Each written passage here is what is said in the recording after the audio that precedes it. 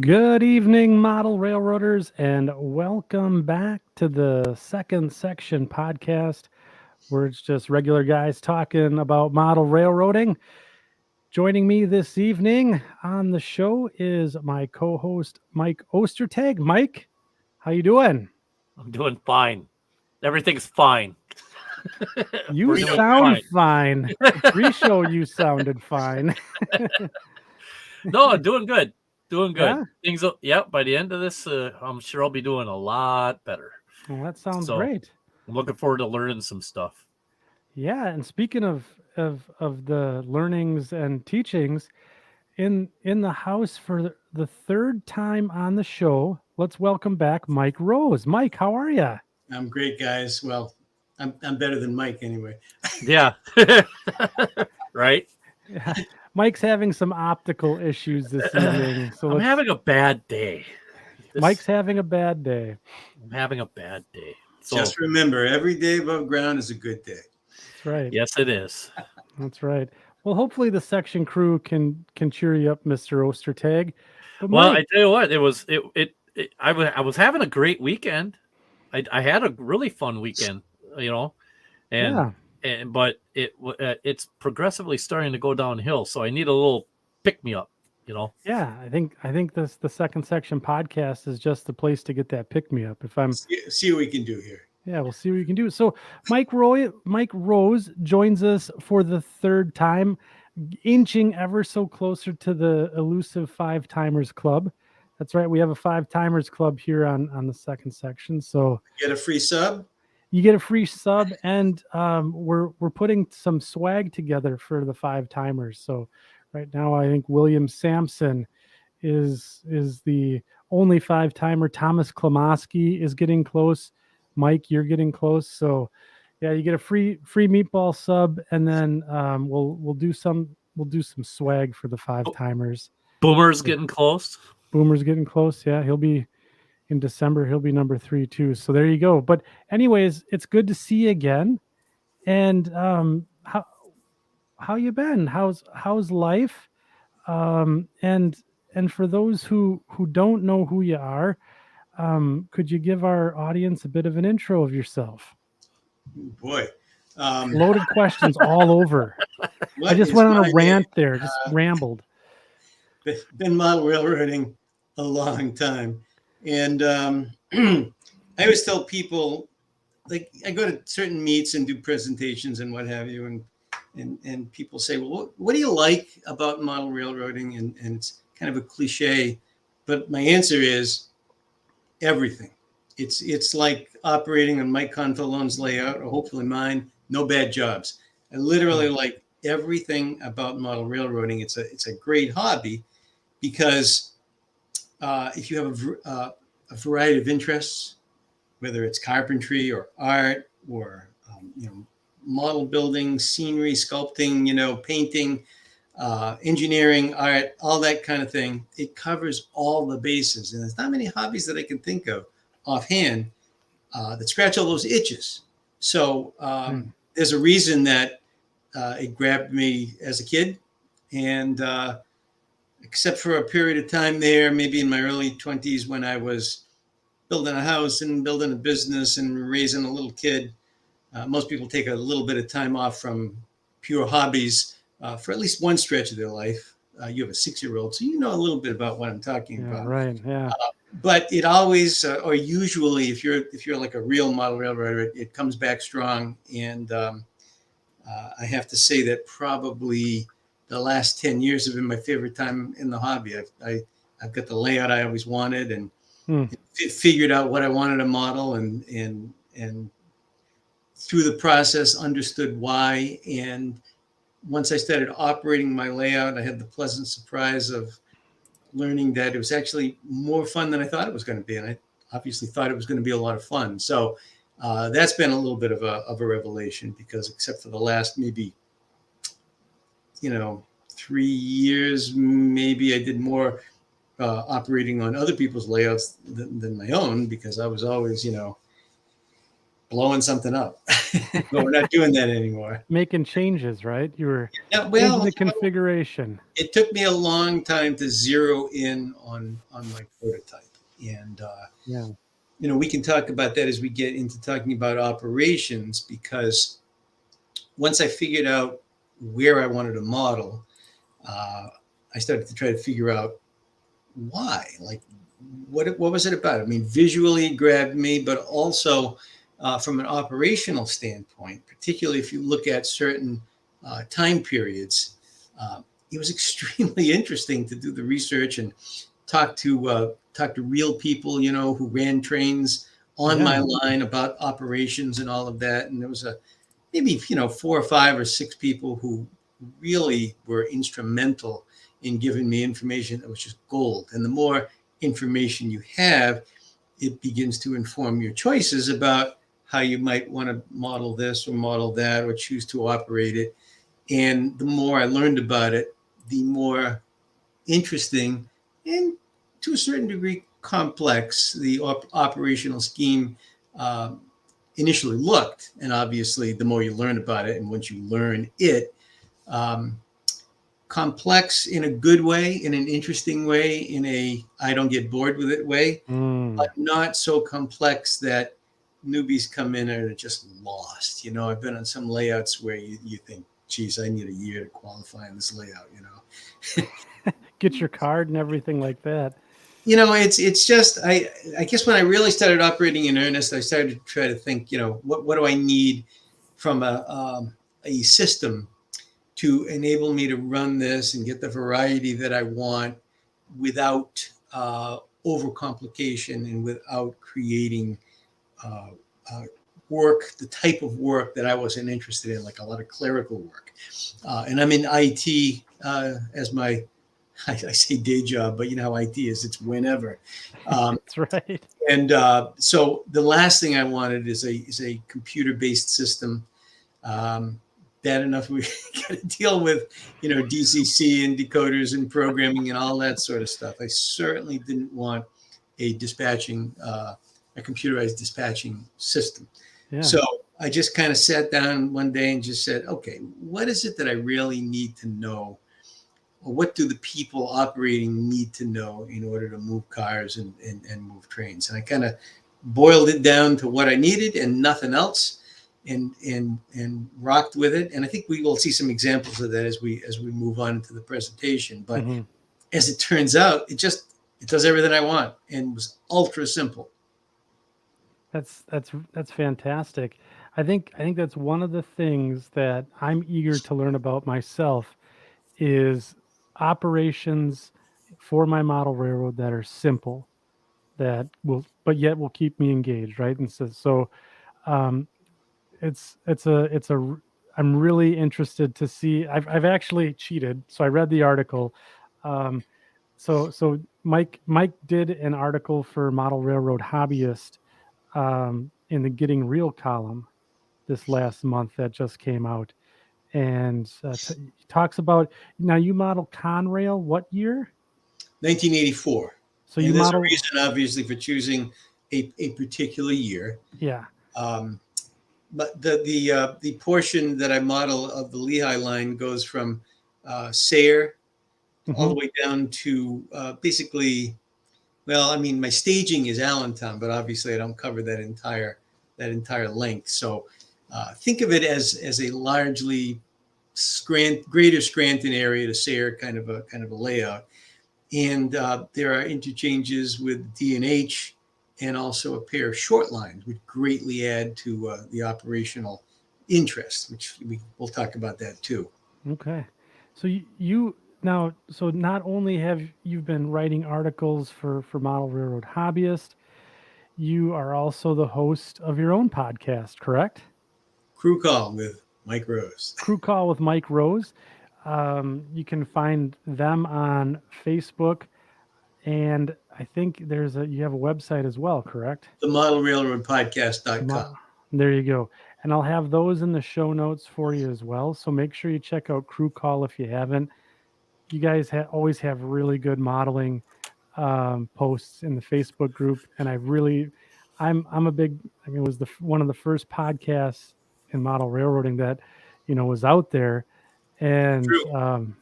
and, listening to you over the course of the years, I've learned so much about the hobby. So make sure you check out Mike Rose's Crew Call. It's a really good show. I remember listening when Scotty Mason was still on Yeah. before it became Mike Rose's Crew Call. Well, I mean, it goes way back, right? They had a podcast going.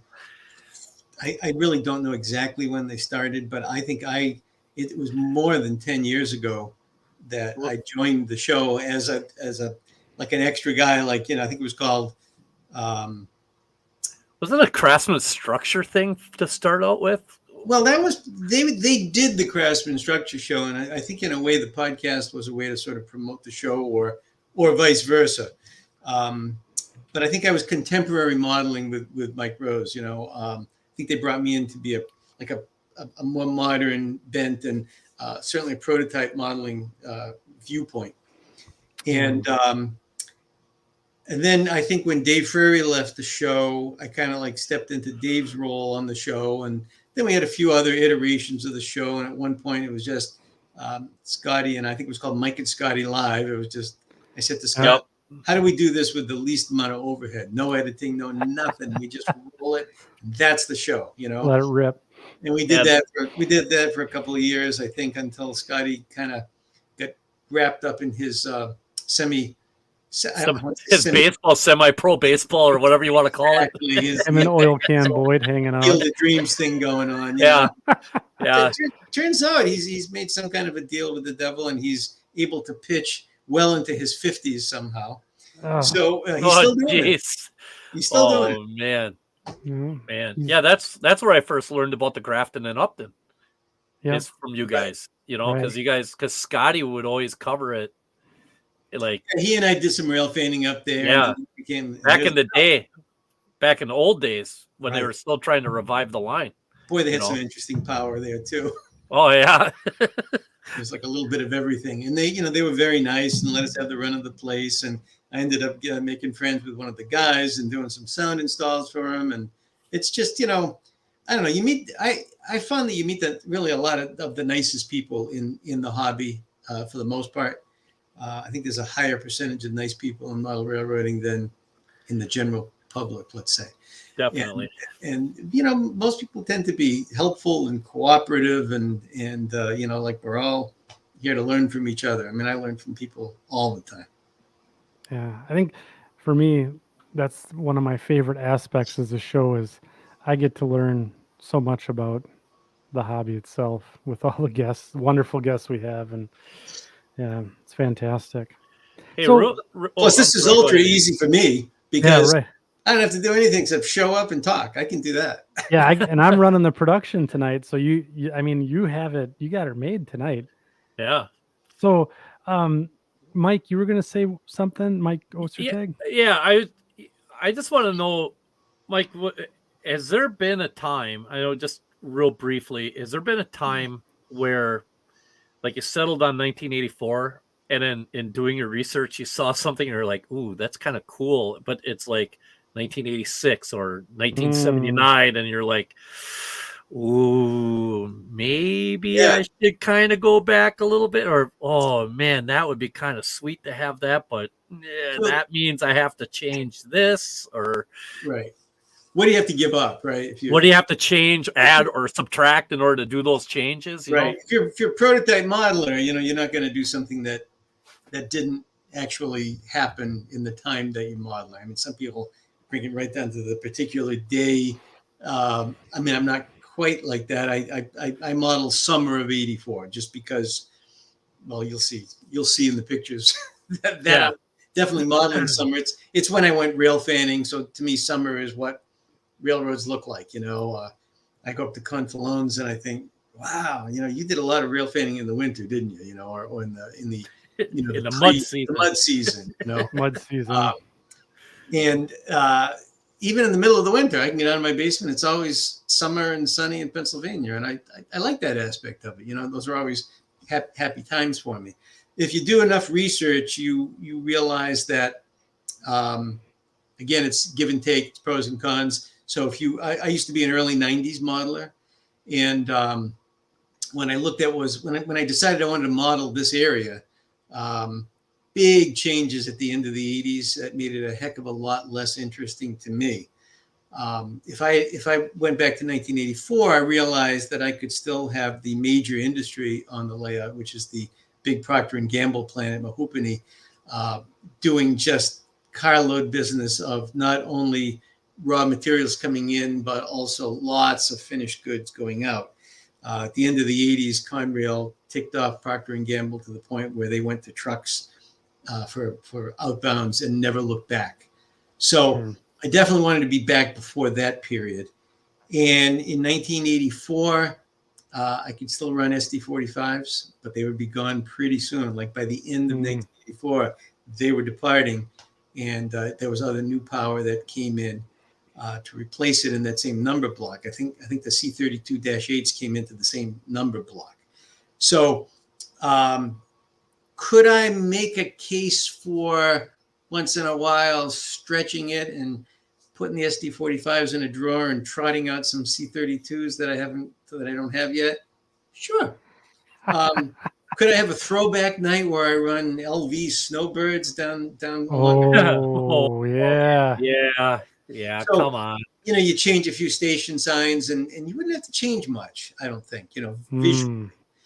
A little harder than it seems because it's a big layout and man, you'd need a lot of earlier cars, right, in order to really pull that off. But I've been, slowly and quietly accumulating stuff with that in mind. The big doubt in my mind was between 84 and 85. And 85 has appeal because there was another short line, an additional short line that would have been in the picture in the Scranton area. And it would have been very tempted to include that. And I'm not ruling that out. I think that I can give myself enough license that if I wanted to do a 1985 set of op sessions and not include stuff that wasn't there in 1985, I could do it easily. So I can't rule that out in the future. But I don't think we're going to see big swings. So are you kind of collecting your equipment so that way you can and getting your equipment set up to be able to kind of have a little broader scope of a little bit more freedom to be able to not be so pinpointed on something, and you can just kind of say, well, we can kind of do this here and it'll fit for just because, Yeah, I mean, I think if you really care about being a prototype modeler, you have to be a little bit careful with doing things that just don't stand up to any reasonable scrutiny, right? On the one hand. On the other hand, there are things that I could use in both cases. It's not like in Lehigh Valley days, everything they were using got thrown away by the time it was 1984. So there is some overlap there in terms of the cars. It's not like I'm not lacking for a rolling stock here. In fact, didn't we discuss that? We discussed that on a prior show that you were on. That I've done over the years. I mean, I was before I zeroed in on my prototype, I was just in a buying mode. Stuff came out, you bought it or you didn't get it. And I figured, you know what, you can always sell it. And that's actually true, So, I mean, I think in the last year, I probably sold at least 200 freight cars. At least, maybe more, probably more, in fact. Because, once you zero in on things, and that's what I was going to say, when you pick a spot, you put a stake in the ground, you say, here's what I'm going to, center it on. It's limiting, but it's also liberating because now you're dealing with that subset of things as opposed to everything. And you can kind of gloss over certain things then, right? You can pass by. If you don't have some way of zeroing in on some desired subset of what you're doing, I think in many ways it's how some people get overwhelmed and don't do anything. It's like too many possibilities. Right. So it helps if you can kind of pick something that you really like, have good reasons why you really like it, and then you focus on that and you know more about it. That's what worked for me. Everybody's got their own methodologies. But as soon as I did that, that's when things kind of took off, because now you're building with a purpose. People always say to me, "What do you model 18 hours a day?" No, of course not. I go through fertile periods and infertile periods in terms of modeling, ideas. And but when I'm on it, I'm definitely on it, and enjoy getting totally immersed and getting in the flow and seeing something through. I'm a project manager by trade, so I understand the steps to start something and finish it. But I rush nothing, because I thoroughly enjoy the process of doing it. You know what I mean? I'm a process guy, so I'm not like trying to get it over with. I'm just trying to have as much fun as possible, basically. It's that simple. Yeah. I think that's the name of the game, right? It's supposed to be fun, It's supposed to be fun. If it's not fun, you're gonna look you're for doing a it wrong. reason why it's not, and fix that. Yeah. So I guess Mike, Ostertag, I think we should dive right into the meat and potatoes here. We've whet everyone's appetite. We've talked about Mike's, the setting of his story. Kind of got it primed up a little bit. Got it primed up. So kind of things primed up, because this is going to be, we're going to dive deep here. Yeah. Today. So this is, hopefully I can explain in part what makes my layout interesting to me, and the particular prototype that I chose. And I'll talk about the prototype operations and how we replicate that as best as we can on the layout, and why that's fun.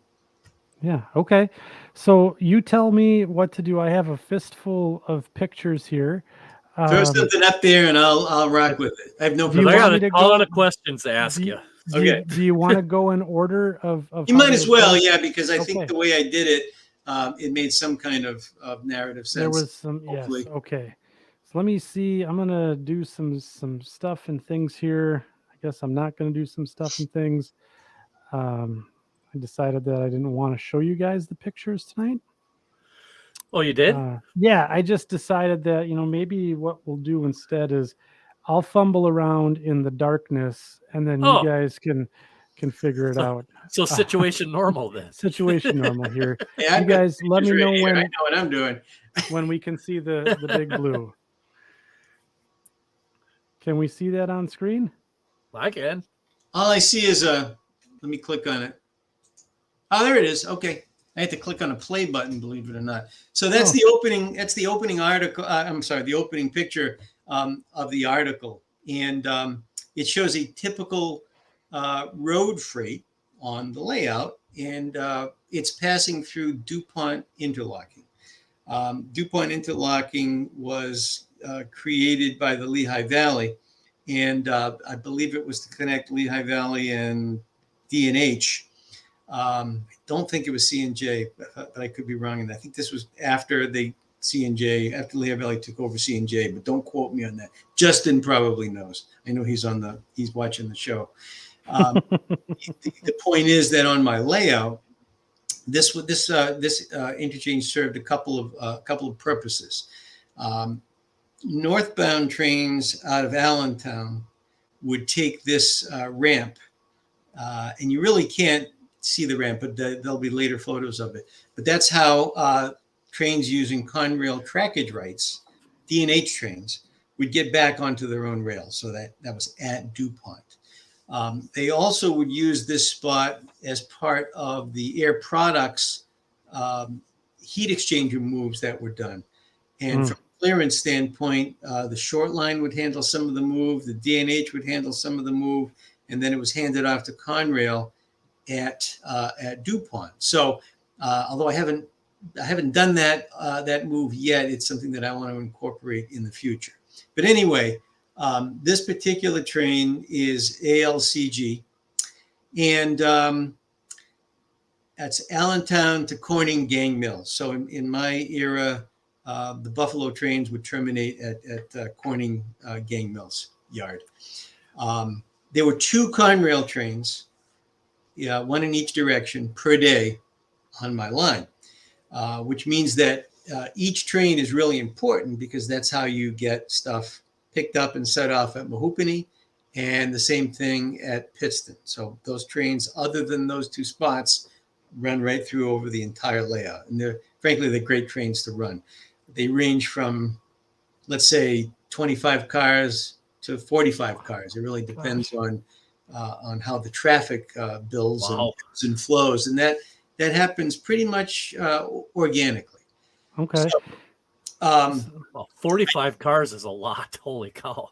I mean, That's it's For a big model railroad, For a that's model a railroad, big. that's Yeah, a big train. It's not ideal, you know what I mean? But when you're only running two Conrail road trains, you can accommodate it. And really, the two road trains almost never run in the same session. They're about 12 hours apart on the prototype, and there's stuff to do in between because we run a lot of locals, and we run D&H freights over portions of the layout. There are actually more D&H trains than Conrail road freights, but there's a ton of Conrail locals, and they go all over the place. We'll talk about that. So No. we're Go getting ahead. we're getting questions just pouring in already. Yeah, Mike. let's answer them in real time. Absolutely. Yeah, is that okay? So first of all, Otter Creek and Rio Grande's asking us, what did you use for sub roadbed there with the grade? So that it's funny that the clinic that I just did at New England RPM, I actually had a picture of this spot in the sub roadbed stage, so you could see what I did with the plywood. The whole interlocking is cut out of one sheet of plywood with no joints, and I did that so that I could get realistic transitions on the grade. So basically, if you look down at the far end of the train, you're basically coming up grade. And one of the reasons you're doing that is to make the grade going up to DuPont manageable. I actually took a hard look at the DuPont, the real DuPont interlocking with Google Earth and with Google Maps. And I was able to, I think it's Maps, you can get distances, and Earth, you can get elevations. And believe it or not, it's almost built to the same scale and gradient as the prototype. So that's all well and good there. Now you notice that the train seems to be heading downhill from that point, because it is. And it's doing that because just ahead of the train, it has to duck under the D&H at the rest of DuPont and then continue on to Pittston. So it was a very interesting piece of railroad to build, and it lives in the spot that was vacated by Pittston Yard when I moved it out into the other building. Huh. So basically, you come uphill. We should do a show on my last clinic because it would explain all this. Yeah. That's your fourth show, Mike. Yeah, there you go. One show away from 5 now. You're signed up. Hey, Mike, out of all the pictures I've ever seen of your layout, this is the first one I've ever seen with foreign power on it. Usually all the photos have nothing but pure Conrail power on it. And this is the first time I've ever seen a BN unit on any photo of yours. I decided in modern times I was going to start working that in a little bit more. You'll see N&W, you'll see an occasional UP unit. Yeah, I was just going to say, was there like a certain photo that kind of caught your eye and said, ooh, I got to get one of those? Or is it kind of... It goes more back to when I used to be trackside, and I'd see, I was real fanning more around, New York, Selkirk and into New York and all of that. And I saw a lot of foreign power in Selkirk itself. So it seemed like everywhere you went, you saw foreign power on Conrail. So it's what I'm trying to do. I have a lot of engines, I have a lot of consists made up. So because there are periods of time between running a particular train, you might not see that consist for 4 or 5, 6 weeks. And by the time you're ready to run it again, it's easier just to rerun that consist and make up a new one, right? Right. Yep. I'm trying to be less lazy about it. I made a little fiddle yard for my power. I call it Bethlehem Engine Terminal, but it's just like a 3-track thing where I can put maybe a dozen consists, and it's going to help me mix things up a little bit more.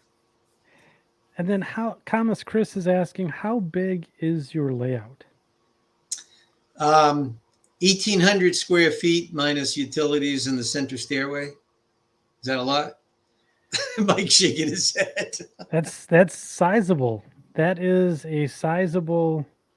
That's twice the size of my house. Well, I mean, the 1,000 was the house basement, and then the addition that I put on was another 800, and the addition is pure layout, So, yeah. And then there's the other couple of people have asked. So with the sub road bed to get it to bend like that, was it 1/2 inch, 3/4? 3/4. 3/4. So that probably took a bit of muscle to get that to move. That's what clamps are for. You work smarter, not harder. Did you score it on there? Did you score it like partially through, or this is a telephoto shot, so I think it looks a little more exaggerated than in real life. But that's one of the things I like about this spot. And it's just all these pictures are just taken with my phone. You know what I mean? Sure, so it's like nothing right. Too elaborate. But 3/4 inch plywood has, what I like about it is, on a model railroad, you got to be careful with your vertical curves. So if you're bending 3/4 inch plywood, it doesn't let you do something stupid. What it will do is the most you should do. Yeah, for sure. So then can you describe to us what is that lash up? So we got 3 locomotives on the head end. It looks like a B23-7 and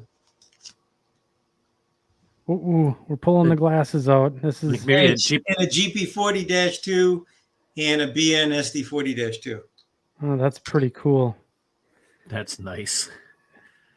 Did Conrail do kind of like what the Milwaukee Road did back in the day, and like after in the 80s, where they started to kind of mainstream, like kept like horsepower units together?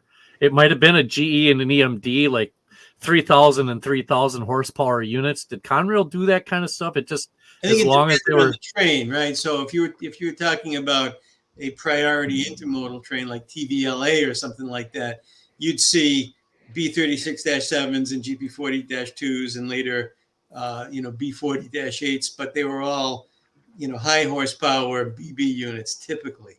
Yeah.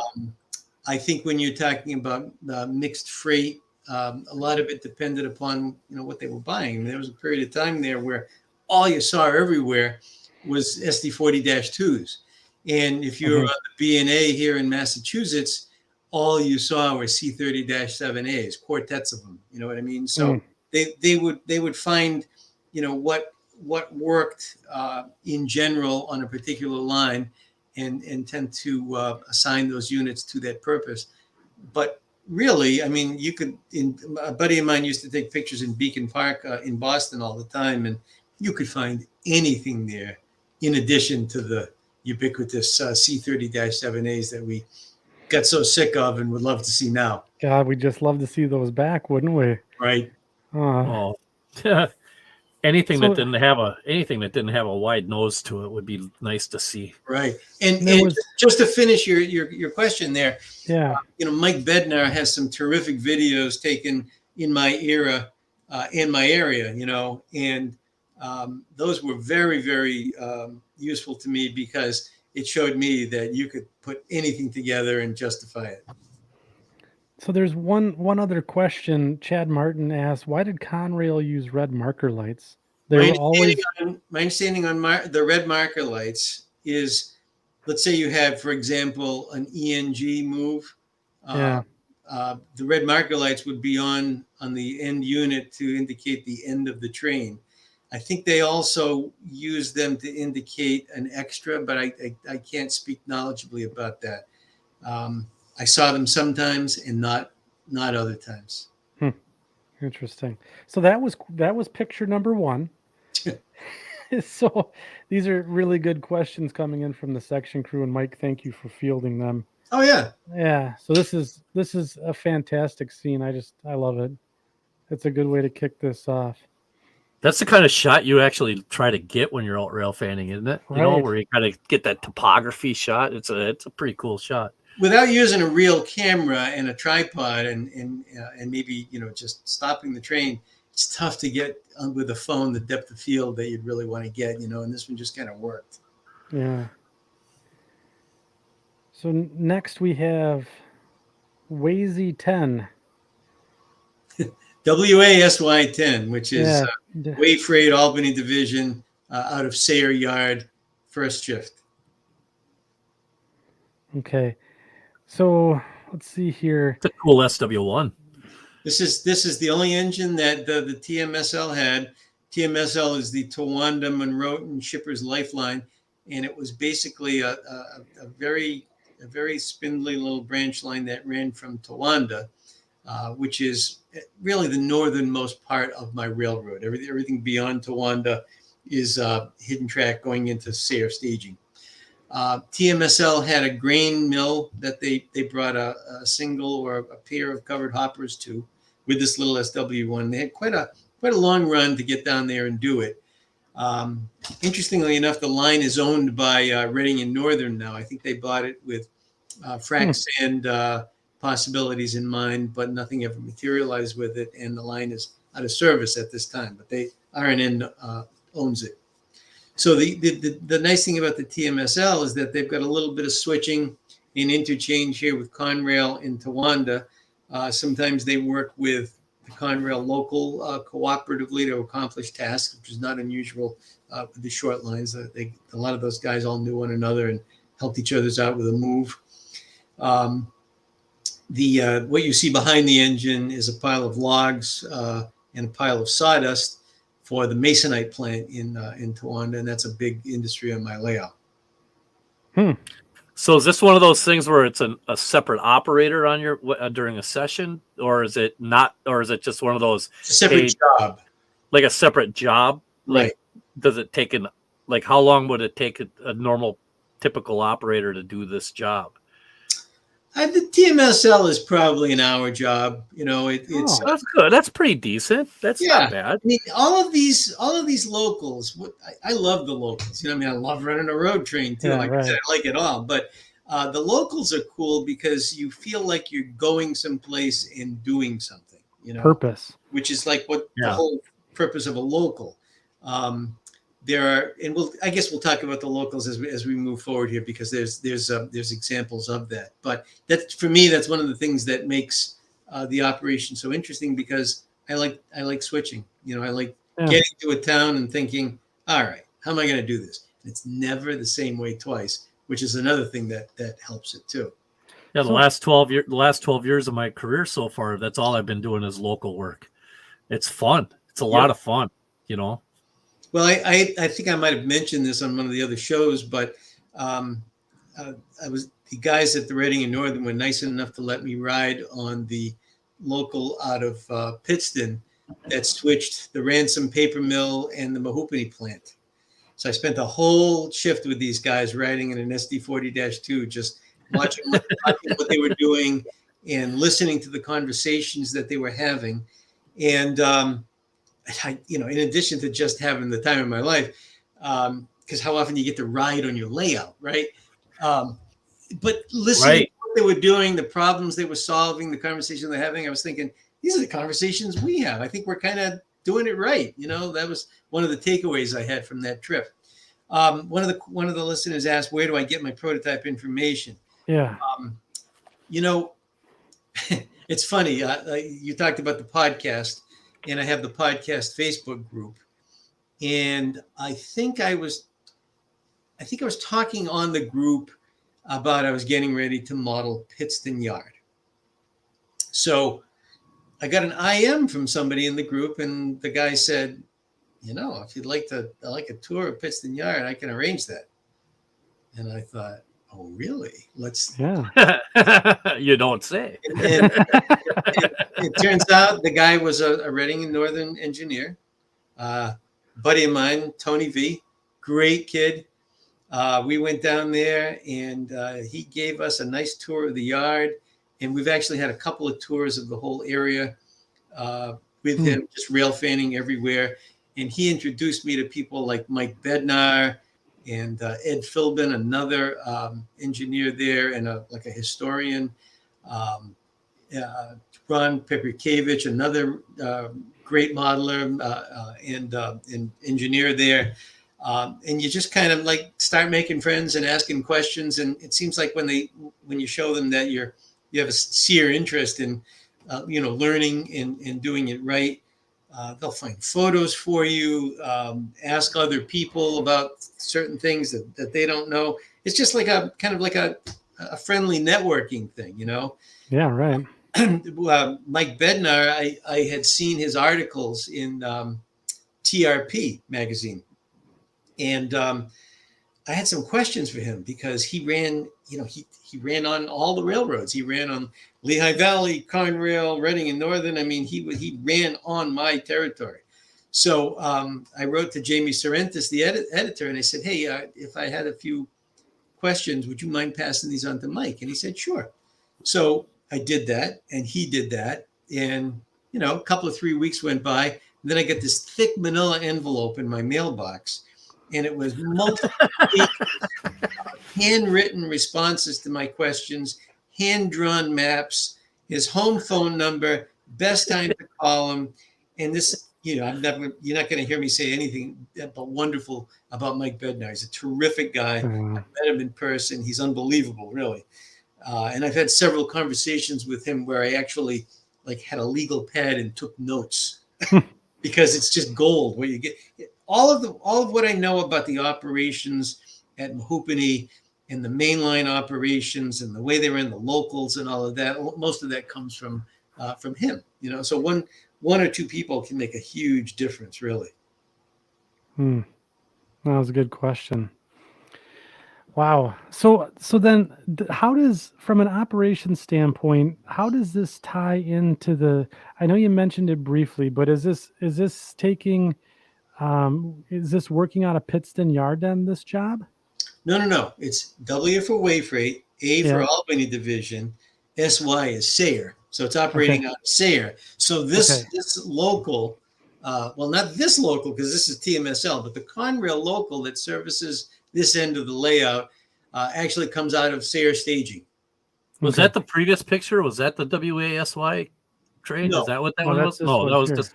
No, this it is complicated, isn't it? This TMSL works cooperatively with WASY 10. Which is the Conrail local that switches this area. Because this is a separate short line right here. Correct. So this short line will have cars for Conrail. Conrail will have cars for them. So that interaction, it's like an additional consignee, basically. It's that interaction between railroads has proven to be really interesting. That's awesome. I like the rusty bolts on the ConAgra sign, by the way. I like that. That's kind of neat. Little dot coils. Yeah, that's cool. So here we are, everyone's favorite word. Mahoopany. Mahoopany. I talk about this a lot because it's kind of like a very important industry on my layout. That cut of cars that you see in the very front there, 1, 2, 3, 4, 5, 6. So that's a typical set out, probably from the southbound train. And but it could easily be set out with loads to be picked up. So, I mean, just looking at the picture, I obviously can't really tell just by looking at it.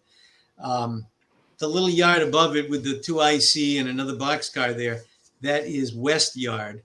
And we usually try to keep empties for loading in West Yard because it's a facing point move from there into the shipping, the warehouse area. If you look right in the middle of the photo, just right to the right of center, you probably see the ends of a couple of boxcars sticking out of the warehouse. So there are 4 tracks there. Each takes a pair of cars. So there's 8 cars inside the building for loading. The complete opposite end of the building, and I think there's another picture of it coming up, shows the inbound side. But you'll notice it's on a blob here. It's basically about 2/3 of a blob peninsula. When I stumbled upon this industry, when I didn't know I was modeling this line yet, I started doing some research on it. Obviously, went to Google Maps and Google Earth. And it's literally built on a bend in the river. It's shaped like this on the prototype. It's amazing. I looked at that and I said, that's a peninsula right there, So that's why it looks the way that it does. But it's a little bit condensed from the prototype. I noticed that when we switched it, the distance between the main and the building is a much greater on the prototype. But then on the model, you wouldn't be able to reach into uncouple cars. You know what I mean? So this was a good compromise between form and function. Footprint's probably 3-ish by 8, maybe. Well, it's almost like a full sheet of plywood right there. Correct. Oh my gosh. No, That was, go ahead, Mike. You were going to ask You something. see the river around the edge there. I mean, it's literally. Go to the next photo, Andy, because I think it'll show a different perspective. Yeah. So there's the other end of the plant. So in the left-hand side, you see there's like a little building there. Yeah. That's called the cider mill office. And when they were shipping outbounds there was a freight agent there 24/7. That's how busy the place was. This place would be good for 100 cars a day, believe it or not, when it was operating. So Wow. there was 3 shifts there in manufacturing, 3 shifts on the freight agent, 3 shifts on the crew. So just to describe what you're looking at, there's like a little loading platform there, a little red girder kind of a thing, right to the right of the building. That's the sludge track, and I think they would occasionally ship out leftovers basically from the manufacturing process in tank cars there. Over on to the right of the building, you see a bunch of tank cars towards the background. Yes. That's chemical yard. So a lot of the chemicals that they would use would be located there. And just to the left of the tank cars, you might be able to see the end of a boxcar peeking out beside the building. That's the pulp track. So boxcar loads of paper pulp of different kinds are spotted there, which is all part of the manufacturing process. They would be getting pulp from Canada, pulp from down south, and some pulp would come in from overseas via the port of Philadelphia. And it's these different kinds of pulp from different sources that enabled them to make their secret formula of Charmin and Pampers and paper towels. Very, very secretive of their manufacturing process. I wasn't allowed to take any photos from the engine when I was in the plant. So basically, I modeled it all from satellite aerials for the most part, and a couple of unauthorized zip in and outs that I did back when you could do that kind of thing. Unauthorized. I get shot for that. In the upper far right is East Yard. And that's just another yard that's used. One of the tracks we typically use, right there for pickups and set-offs. And also, it's more convenient there to put your chemicals and your pulp, because then it becomes a facing point move for the switcher over there. There's at least 2 sets of crossovers. I think there's probably 3, if I counted them right. Yes. All of the track arrangement is based on the prototype arrangement. And I know when I looked at the ZTS, I thought, boy, sure looks complicated, but you need it to make the moves to switch this place out. Usually when somebody comes in and works Mahoopany, they're there 2.5 hours, maybe on the inside, depending upon what's happening in terms of road trains there. So when you're working Mahoopany, you're either preparing for the next road train or dealing with what it just left you, and swapping things in and out of the building. So radius? I don't really know the radius, to be honest with you, but the radius is the mainline radius is 36. Like the very bottom track is 36, which means that the inner track is 34. And in terms of like the curves going into the pulp track and chemical yard, they're probably in the low 20s.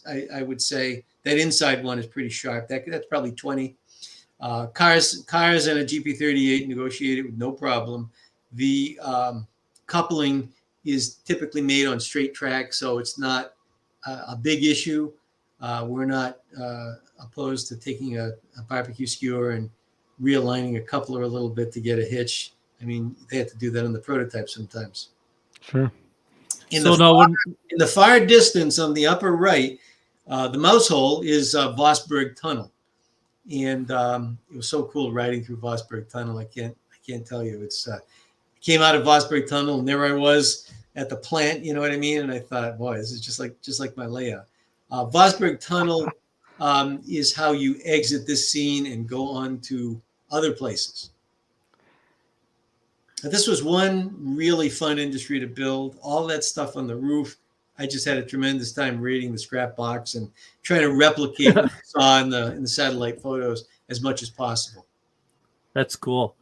Hey, now, Mike, when you're doing this with the operations of the mill, do you kind of set it up so that Conrail power, or not Conrail power, but Conrail equipment, boxcars are what Conrail boxcars are what's being used to ship the product, and you have foreign boxcars bringing product in, or is it just kind of how do you set up how do you have your car fleet set up? Because this is like a layout onto itself, right? One of my operators who likes to work this said, you know what? If all I had was this, I'd be happy. Yeah, I tell you, Yeah, it's amazing. I mean, I love operating you it can myself. do here. You know, it's always fun to operate. So there's a bunch of questions. I'll try to answer them in order. I'll answer yours because you just said it. There should be a preponderance of home road cars on shipments that you were originating, right? To off layout. Right. But there's plenty of examples of foreign road cars picking up stuff too. Right. And there were this industry always featured a lot of Vermont railway cars. So I have I think 8 of those at least. Those were leased by Proctor and Gamble, and they were in captive service between this plant and a giant distribution center in Vermont. And they just shuttled back and forth. So almost every train has some Vermont railway cars in this service going in and out of here. Yeah, see, that's what that reminds me when back on the Green Bay and Western, when we would switch Green Bay packaging, everything was always a Green Bay and Western boxcar except the head car. The head car was always a LRWN for Little Rock Western. Well, Green Bay Packaging owned that railroad, so they would always have specific shipments that they would have to ship down in an LRWN car. So it was like it made perfect sense. It's the same exact kind of thing as what you're saying here with the Vermont stuff. It's really kind of interesting that's kind of goes hand in hand with the way you got the modeling done. It's really kind of cool. Yep. Now, someone asked if they're hand laid turnouts. They were, but they're not. So that's how I'm answering that. Boy. About 10 years ago, a little over 10 years ago, a buddy of mine, Jim Lincoln. He's a just an ace expert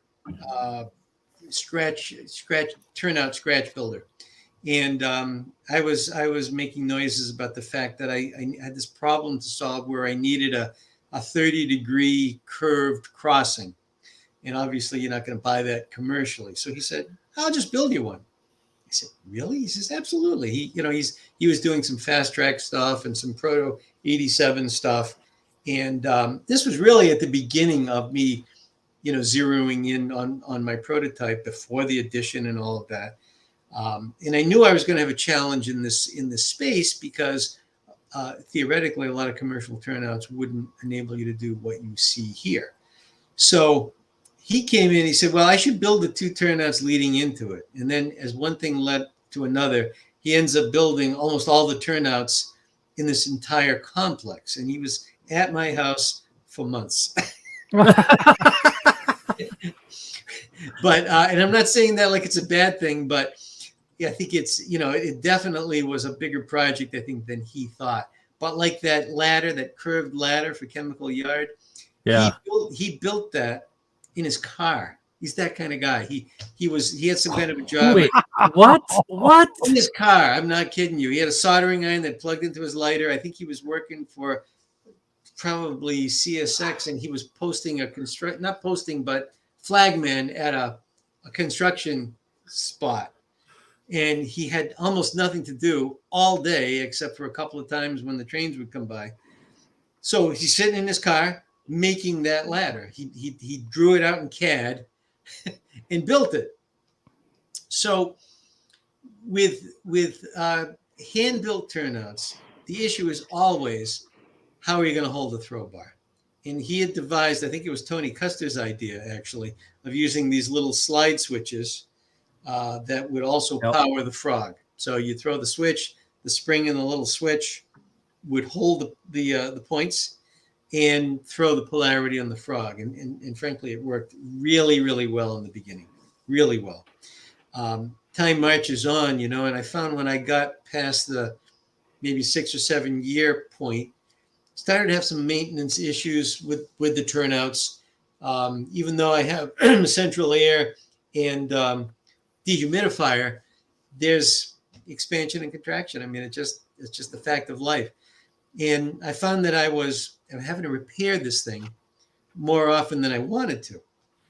So to make a long story short, about a year and a half ago, I think when I was operating, maybe it's a little more than that, I was operating the entire layout myself during the height of the pandemic. So I was basically learning every job on the layout and running the entire cycle myself. It took weeks and weeks and weeks to run through the whole cycle from start to finish. But I just got sick of this thing needs to operate perfectly because of all the moves that you're making. So I decided one day I was going to do a maintenance blitz. And I'm a big fan of Pico turnouts, like a big fan. Pico turnouts solved all of my turnout issues. So I looked at what I could do with the Pico curve turnout and some modifications that I made to the turnouts.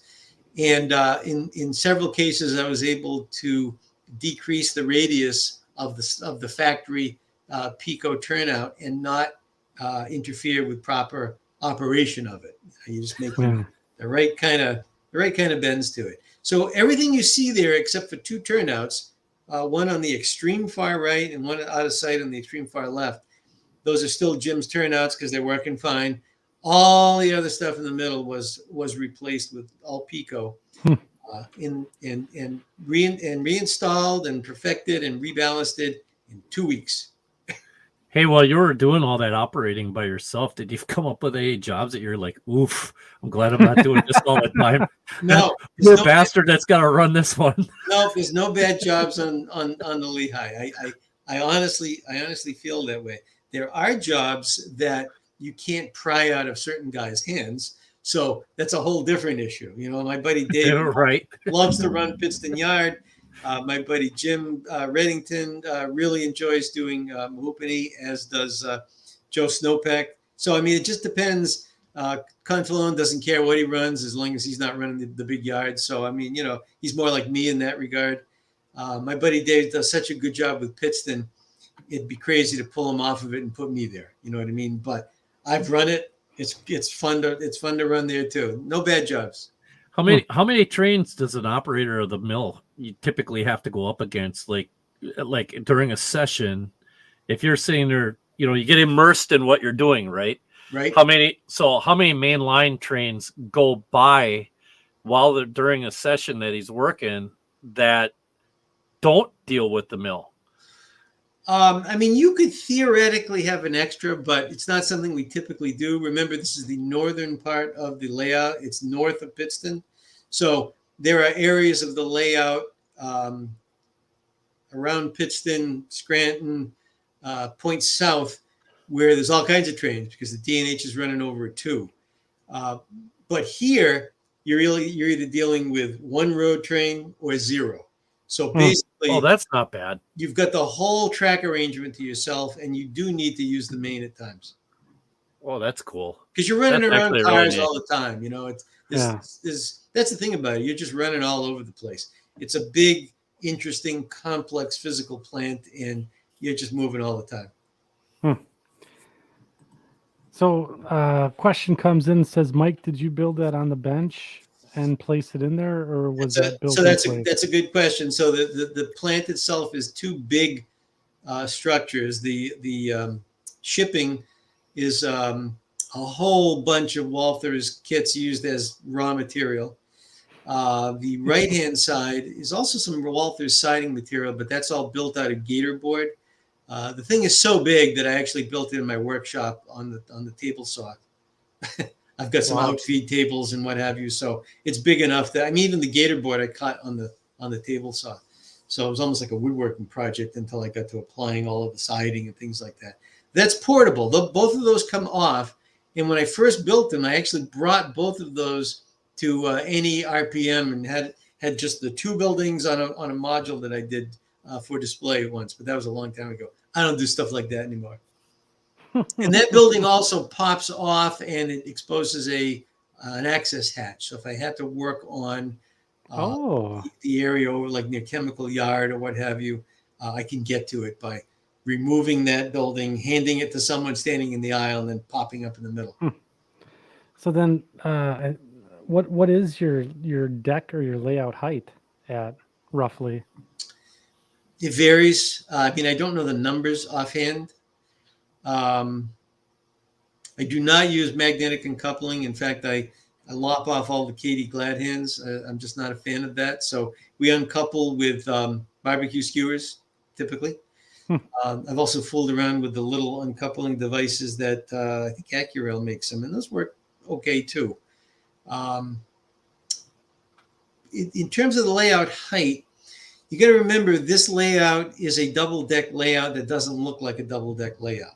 So to further confuse our listeners, you go around the entire basement twice. So that's a very long run. If you were to run a cleaning train, for example, it takes me almost 25 minutes to run end to end. Wow. That's how long the run is. So, but you're going around the entire basement twice. So in order to accomplish that, I use like half the basement is basically a giant helix. And there are places where you're on one level or the other. So if you look at that east yard there over into the top right, there is a level up above that hidden in a tree groove. And that is a whole different level of the layout that when you get to the right, like if you were to follow around to the right, you're on that level, which is obviously, 5 inches higher, say, than the Mahupany level. I would say that the Mahupany level is probably the 0-inch level of the layout. Everything builds up from there, I think staging is the same level as Mahupany. Wow. But I designed all of the grades and the way it was all going to connect. It was just a problem I was chewing on for months, really. Couldn't get it in my head. And then one day on a bike ride, it was just like, Eureka! I've got it, I think. I couldn't wait to get back from my bike ride. I ran down there in my stupid spandex, and I'm there with a tape measure. I'm trying to see if what I was planning on doing was actually achievable. And turns out it was. And that's really what initiated Layout Kaboom way back when, when I changed everything about 10 years ago. Wow. So that's a lot of Mahupany, but if there's any other questions, feel free to ask. Yeah. So there's a road train coming out of Vosburg Tunnel, and that train will have work at Mahupany. It's a cool shot up the line coming out of the tunnel. Oh, yeah. And even on the prototype, it comes out of the tunnel portal at a skew. That's a double track portal that's not double track. I had to modify it to make it wider than a single, but not as wide as a double. In Lehigh Valley days, they actually ran 2 tracks through there, but it was I think it was signaled, and only one train could go through at a time because of the clearances. Wow. Almost kind of like a gauntlet, right? Kind of like a gauntlet track. But it was just that they were too close to have 2 trains pass one another. How many locomotives do I spy on this train? I'd say 5. It's 4 or 5. That's a typical road freight here, I would say. Oh, wow. So do you have a coal-powered power plant at your house? That I do not. Oh, because that's a lot of current draw. Yeah. Holy cow! It is 5 locos. In fact, I think there's a southern unit at the end there. I'm envisioning the scene from National Lampoon's Christmas Vacation when they turn on the outdoor lights on the house and they have to switch on the nuclear auxiliary power. And that's how we all know Mike's having an obsession. Yep. So Everybody's just to clarify that a little bit, the layout is broken into 4 districts. So I have my NCE Power Pro, and then I have 3 boosters. And basically, believe it or not, the entire original layout room runs off the Power Pro. And then the major yards and staging each have a booster, because that's where multiple trains with multiple consists tend to congregate, right? So in Allentown Yard, you could have, 6 or 7, 5 or 6 unit consists in there. So that needs its own booster. Plus, all of the engines have their own power pack. So that's a little bit more inrush there, Joy to the world. There you go. Thanks, Relatable. That was a good one. Oh, that's a cool shot. All right. And that just shows the plant switcher spotting or pulling some cars out of the shipping and receiving.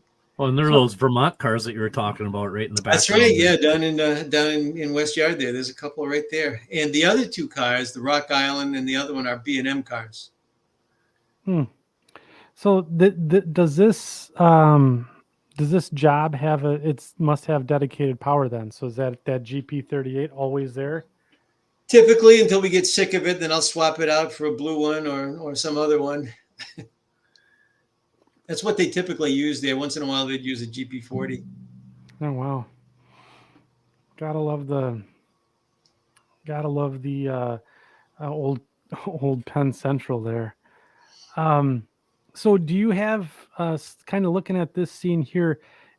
Do you have signage on all your areas for operation, like warehouse K, warehouse L, and does that correspond to, like, let's say your car cards and such? Yes. The signs are on the building because the building had them, and because that was the designation for the particular track. Before I rebuilt everything, there were actually certain cars, like the Mollico cars, anything with an extended draft gear, couldn't go into the right-hand side. It could only go on the left. So why no selective compression? This is highly compressed. Is it? So this plant is extremely huge, enormous, right? And Can't imagine how big this plant is in real life. It's just it's gigantic. It would have been your whole basement, I'm guessing, right? It takes you like 5 minutes to drive by it. That's how big it is.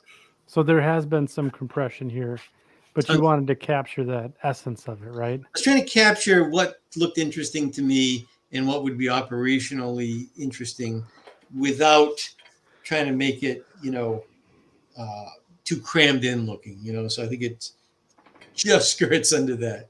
Yeah, sure. Let's see here. All right, and then this is, oh wow. So that's a southbound making a move here at Mahoopany. Oh wow.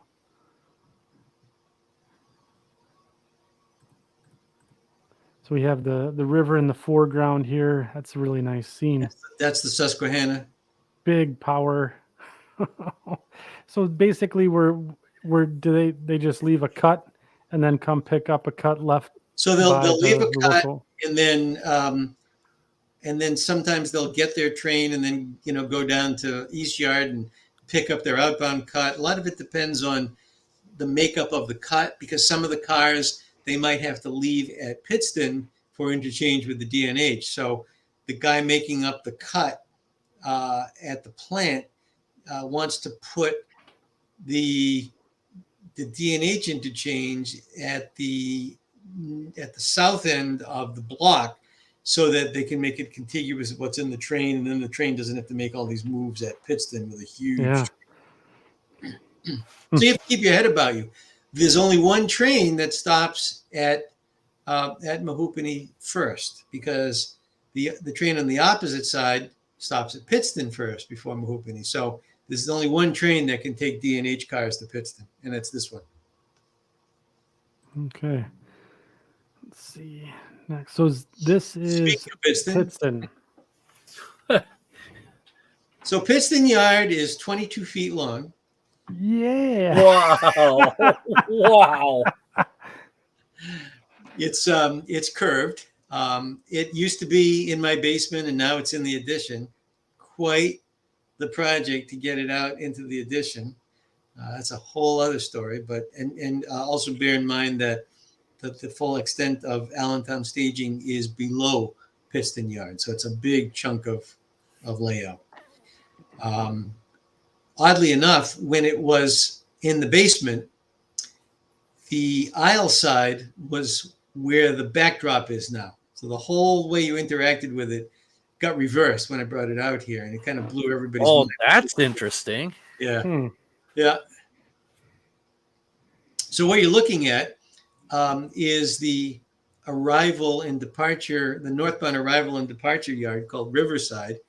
And that's where you see the, that's a local, I guess, coming in there in a cut of cars. And over to the left of that is Pittston's engine terminal, which was modeled actually very faithfully from some good prototype photos I was able to get actually from Tony V's dad. He was down there taking pictures in the 80s, and he had some unbelievable photos of that area. So that was a great thing to get from the original Tony V. Out of the picture below is where that roundhouse is that I'm building. That'll finish off Pittston Yard. Down the other end of Pittston Yard is really where you do the switching and classification, and the operator at Pittston Yard, which I think we'll see in another photo, usually works around the corner, and that's OX Yard down there. Okay. Is that a GP12 that I see? Is that what that was? The Conrail, those rebuilt RS3s that they had? Was that what they called them? That's not a GP12. In fact, Conrail didn't have a GP12. They had GP10s, which were rebuilt GP9s, and they had GP8s, which were rebuilt GP7s. But that's an RS3M. And yes. Oh, RS3M. Yep. That's a good eye. Yeah, with my bad go to the big photo here. Yeah. Here, I'll move. Okay, you can definitely see it in the big photo. There's a lot of very interesting power in that photo. The next photo is the other end of Pittston Yard. So the white blob there is the beginnings of trying to figure out what a road salt pile should look like. It's far from finished.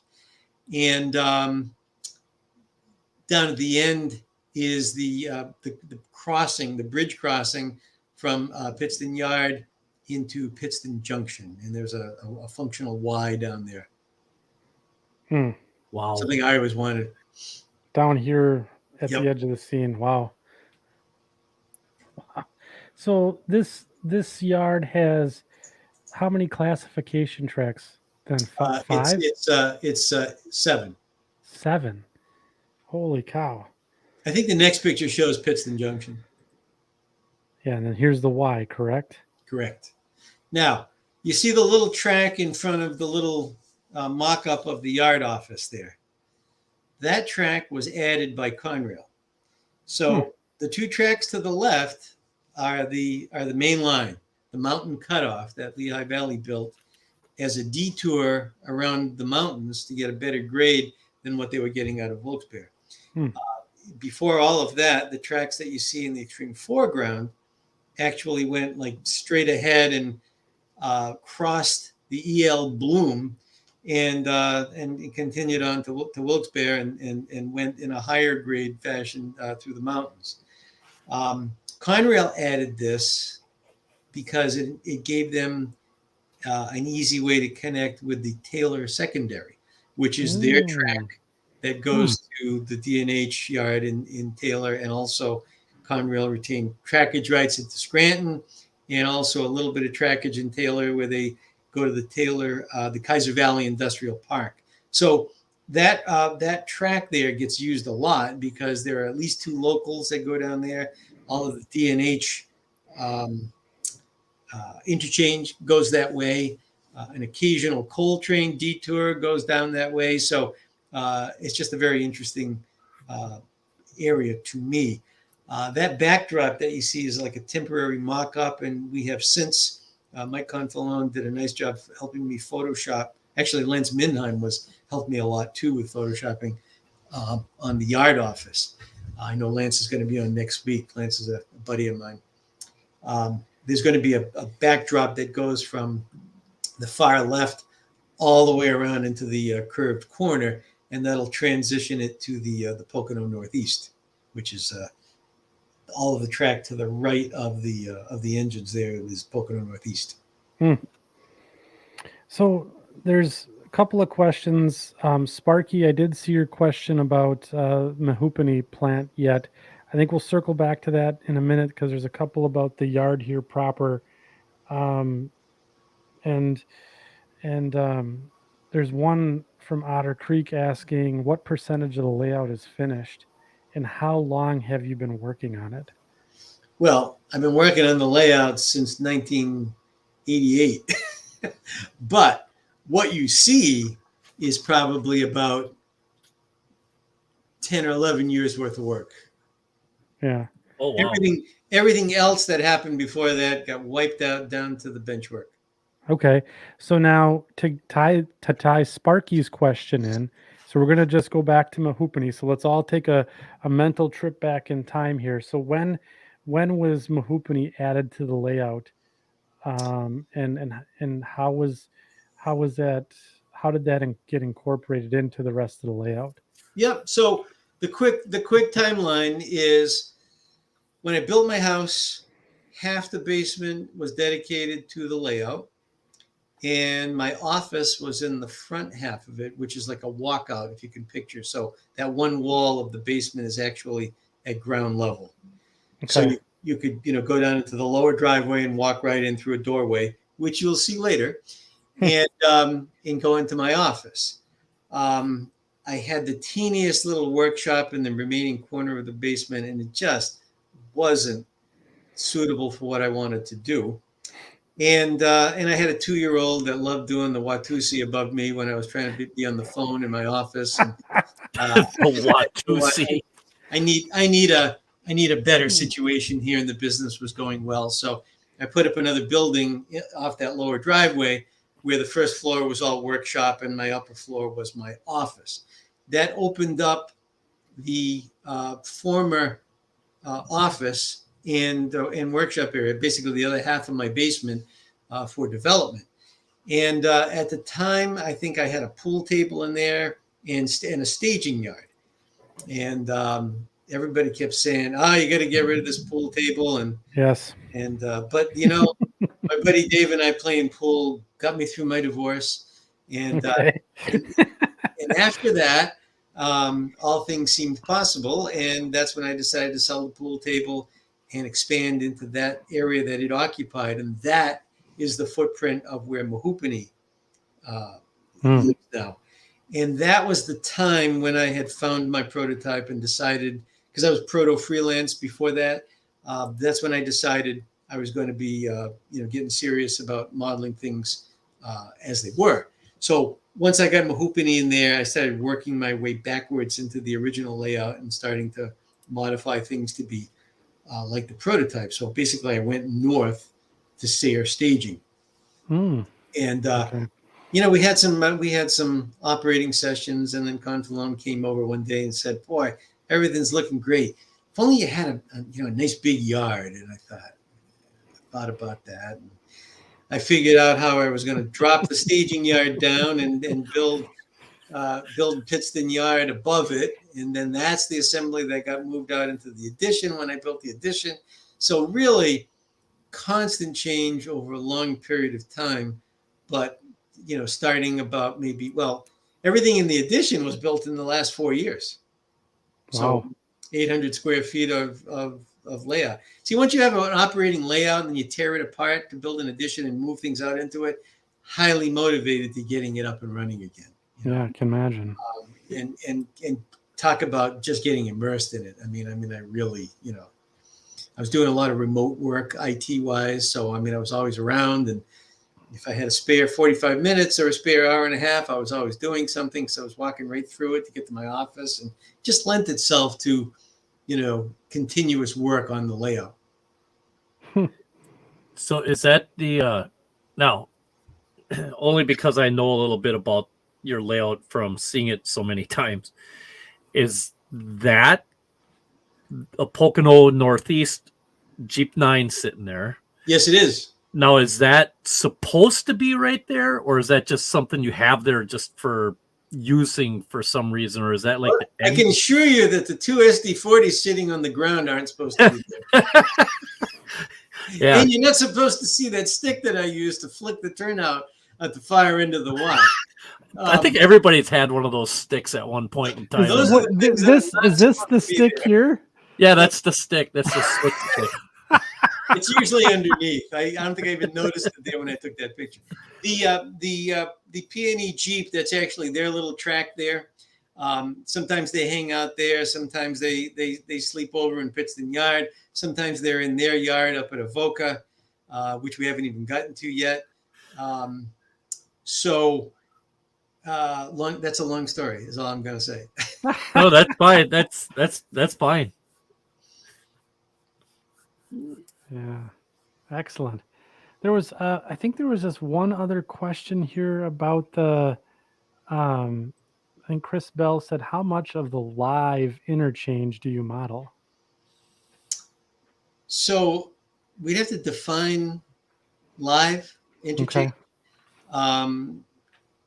So we might, A road train can drop off cars in Pittston that are destined for the D&H. Those trains go on a local that we make up that's heading down the Taylor Secondary for Taylor. And usually that local is either continuing on to Scranton or it is going to the Kaiser Valley Industrial Park. And what they do when they first get there is drop the D&H interchange cars on the interchange track at Taylor and then put their train back together and head off to do what else they were going to do. That is, I guess, live interchange as opposed to like staging in between. There's no interchange that is staged in between. It's perpetual operation. The only thing that's done in between is that when a train goes into staging, I pull the power off of it just to make it easier to restage it. And I'll restage that train or trains in between so that everything's in the right order. But I mean, that's basically it. Everything else is just perpetual. Wherever we stop, that's where we pick up again when we come back, which will bring us to our next slide, by the way. So how do we keep track of this stuff? My buddy Dave and I realized that we weren't getting any younger, and we set up some visual aids that help us a lot. So every yard has a yard report.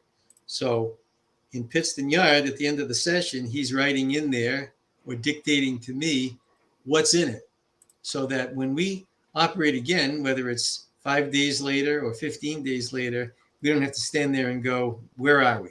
We just look at that and go, oh yeah, da-da-da-da-da-da. Same thing with the next up board on the right. One of the single most useful things I ever came up with. Because if you run two road trains, it's important to remember what the last one was that you ran.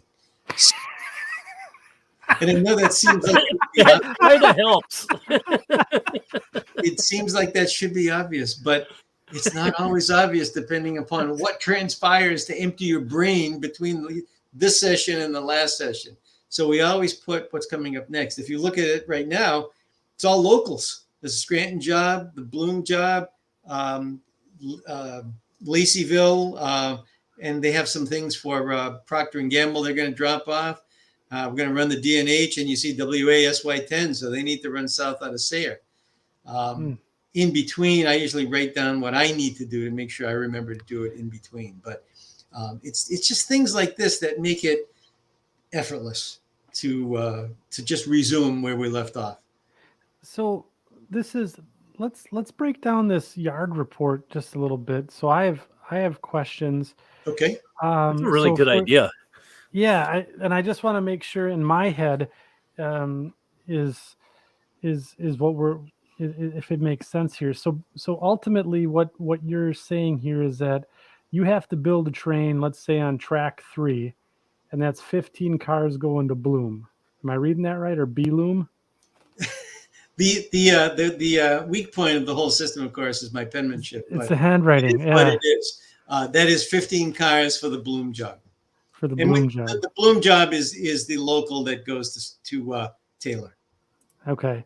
And then it looks like you have your blocking like on track 5 and 2 and 4. Those are the blockings for I'm going to assume other industries or locations all set up. So then Sure. So in some cases, like if I look at track 5 and I see 2 of these and 3 of these and 2 of these, and I know that Tunkhannock and Ransom go in one direction and Scranton and Jenkins go another direction, I know that the yard guy is just using that track to accumulate cars for various locos before he okay. builds them.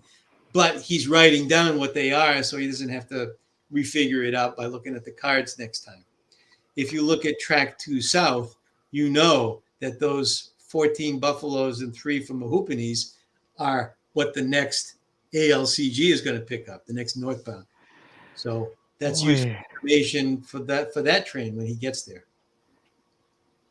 It's the same thing on track 4. It looks like there's 5 Allentowns, a couple for Laceyville and Jenkins. So that, that's stuff that has maybe come back with other locals, hasn't been classified yet. Because they're Allentowns, but the next train is a northbound, those will sit there for a while until, the session after that or 2 sessions after that. So this is kind of like a big inventory then, right? Correct. Yeah. Good way to look at it. Track 6, there's 2 cars there for the P&E. It's a whiteboard where I drew lines on it with a Sharpie and made stickers. But everything written on it is an erasable marker, and we've got these little erasers that we use to wipe things out and rewrite. We were using, pads where we'd write it on and erase, and it was a mess. This has just cleaned everything up. Yeah, right. So there's a sheet like that at Pittston. There's one for Allentown. There's one for Binghamton. There's one for Sayre. I'm just thinking of some of the yard jobs that I've done in the past. It would have been nice to have this as opposed to the, I guess, pile of car cards that I was sorting out and had set.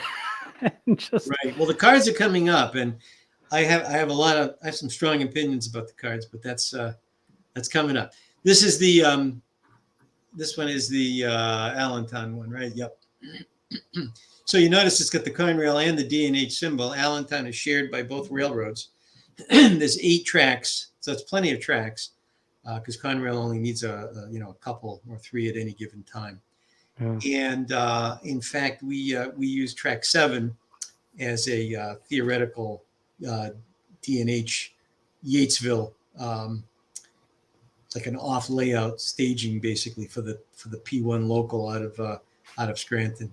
Out of Taylor, sorry.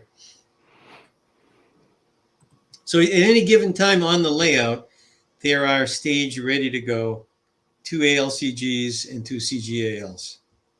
Wow. And then if you look here, there's 3 D&H trains here. Well, that's like 150 cars right there, isn't it? Well, let's see. Yeah, something like that. Maybe 125. Yeah. It's 8 22-foot tracks. Believe me, it can handle it. There's a reason it's like that. So for card sorting, I made up these little shelves, and ultra simple. I've got them all over the place. I don't want people sorting waybills on the layout because the layout's largely scenic now. So anytime I catch somebody doing that, I realize, I need a tray table there, and I make another one and paint it green and bolt it to the fascia. Yeah. So I was going to say these are bolted to the fascia at various locations then. Correct.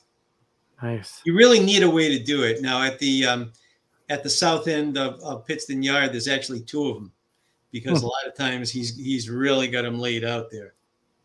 Yeah, and all this is you made a couple of angle pieces, and then looks like an old piece of flooring.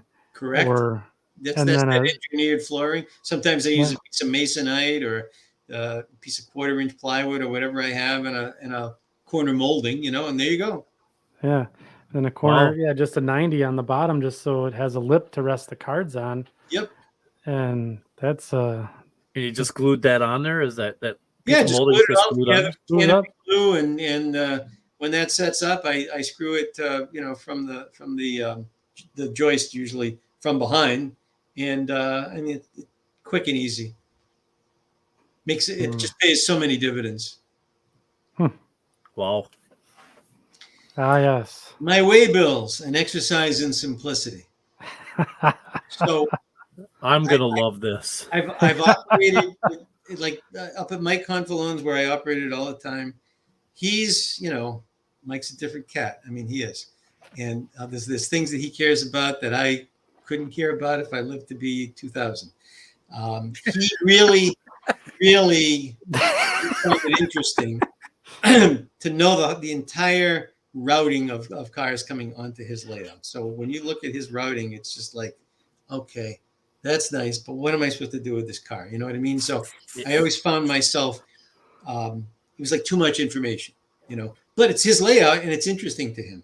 He also, this is two sides. My waybills are two-sided. He uses an incoming and an outgoing waybill. So in between, he has to pull all the waybills for a session and file them, and then pull waybills out of the files and it's just like, it's a clerk's job, and it's not really what I'm about. I wanted a way to perpetually operate. So he and I had a lot of conversations about it, and I said, and he even said he wouldn't do a double waybill thing like that if he were starting from scratch. He's got too much invested in it to change it, but we had extensive conversations about it. I said, I want to just boil down to what's important to me, and just that. So obviously you want to be able to identify the car. Looking at the waybill on the left, and actually wrote the car number and the reporting mark, and the nice choice there, Mike. Jeez. I was gonna say, I've never seen that reporting mark ever. I didn't even notice that. Well, it's good. My secret's a beer here. But you think of the one on the right as like a starting point. You got the reporting mark and the number, whether it's a load, and the car type. I tend to use the prototype designation. The destination is the town the car is going to, and the consignee in the town. So in this case, it's Whipple's Lumber. The routing is there. It's coming from Rouser's Point into Taylor, interchange with Conrail there, going to Pittston on a local, and then it's going to Sayre, and then it'll be on the Sayre local. So I mean, that particular car has like a complicated routing, and it might take 3 or 4 up sessions for it to get from staging to the consignee. If you look at the return on the left there, what do I really care about? Well, it's the same info up top. The key is the gateway.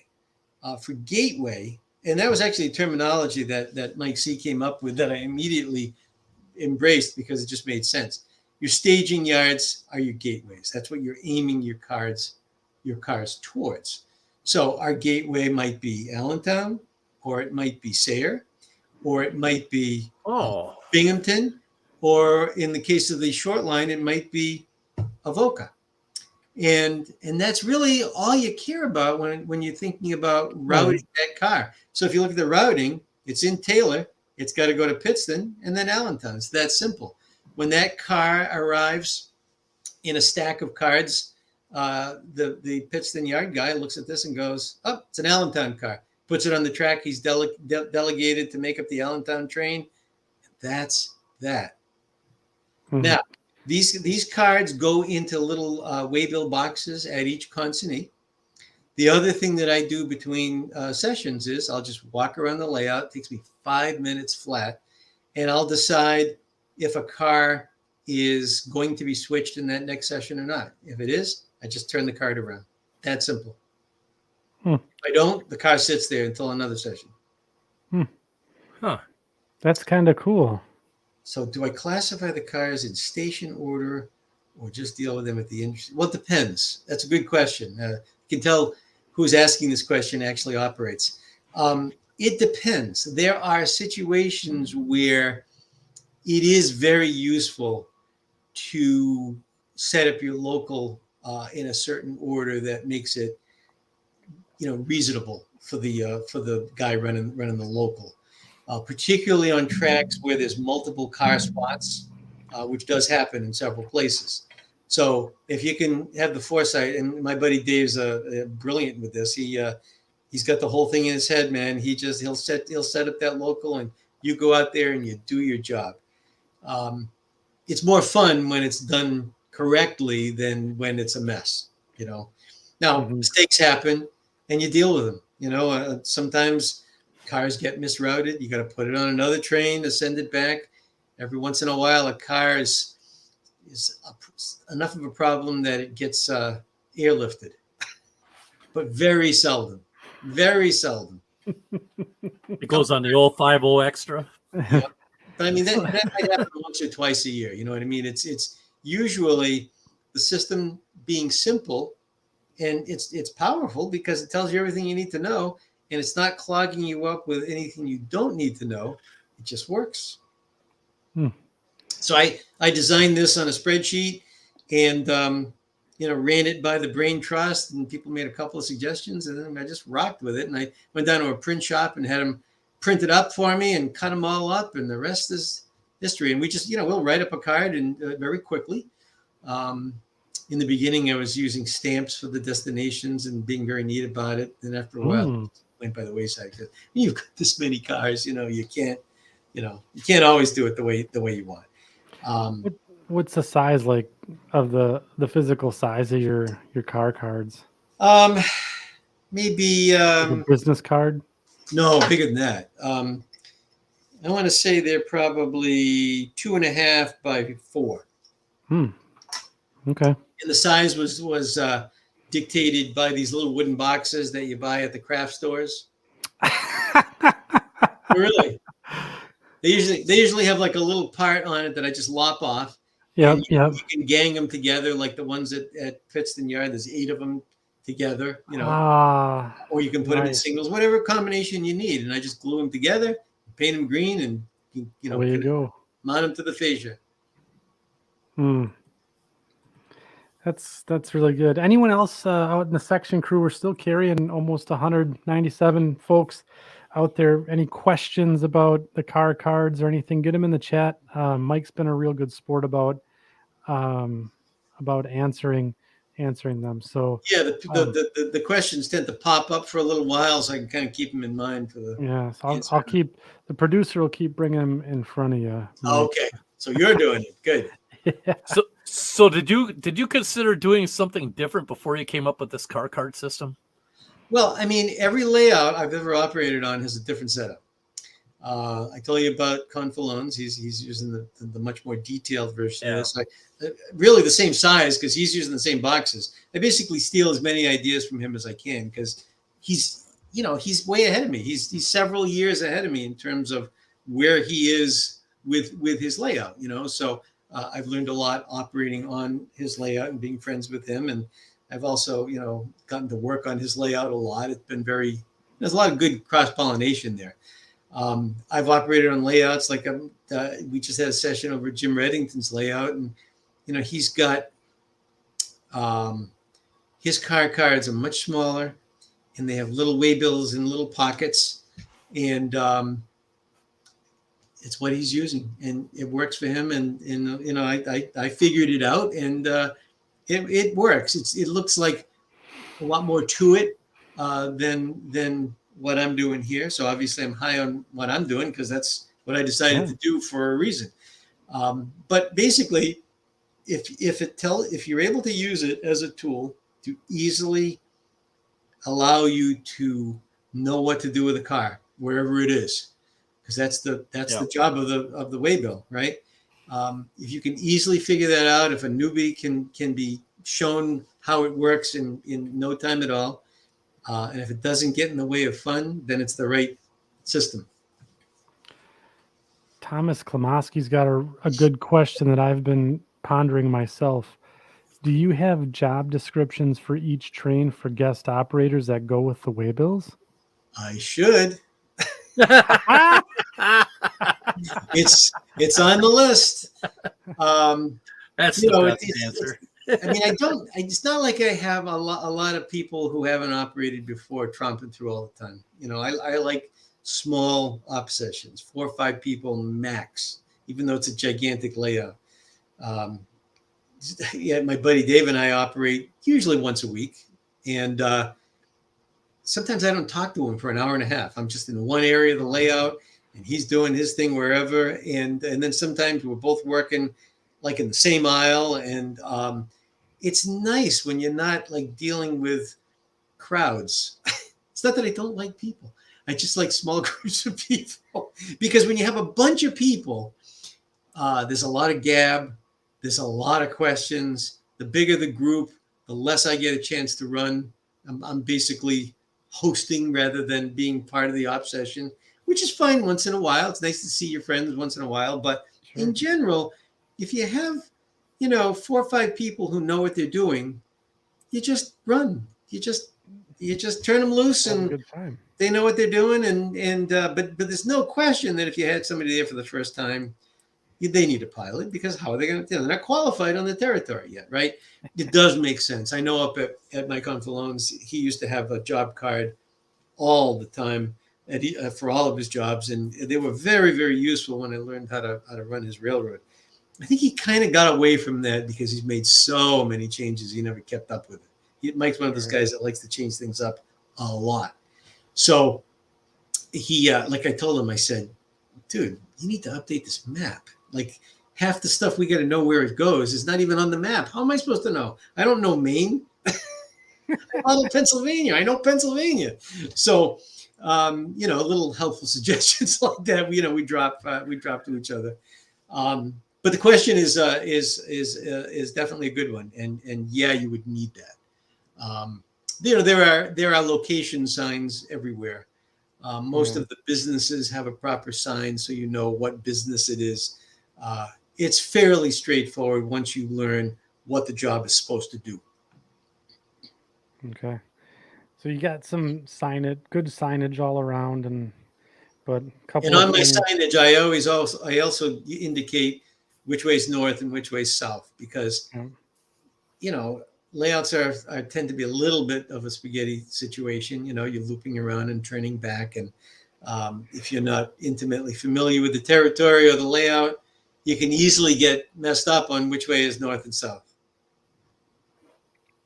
Grain Express there's got some nice words for you, Mike. He loves your podcast. Yes, my reliably, inconsistently scheduled podcast. That's good. One quick one before we move on. Mike, what do you use for ballast on your layout? Several different things. I'm fussy about my Conrail ballast and really wasn't happy with anything commercially available. And then, I don't know how I stumbled upon this guy. It might even have been a Confalone referral, now that I think about it, because he's on eBay all the time. And he said, dude, there's this guy on eBay. He's got killer looking Conrail ballast. I'm thinking, all right, let me check it out. And sure enough, it looked really good. Turns out the guy is or was a Conrail engineer and used to switch out the Anchor Hawking plant, which was on his local, I guess. And they had, I guess, gobs of blasting media that they would use for what they were doing with their glassware of some kind. Oh, And yeah. this media was perfect for Conrail ballast. So I bought a couple of lifetime supply of that off the guy, and that's what I use. 2 lifetime supplies. If I finish my layout, and I'm getting there, but if I get to the point where I'm convinced I don't need it anymore, I'll sell it off, because it's gold, really. Yeah. 25 pounds, 50 pounds, 100 pounds. How many pounds did you actually end up buying? Well, I bought. Yes, expose your shame. What's the big flat rate box? USPS flat rate box. So Yeah. Yeah. those. So Okay, so about 10, 20 pounds. Probably 20 pounds. If I had to guess, I would say maybe like 4 or 5 gallons. Maybe that's how I would think of it.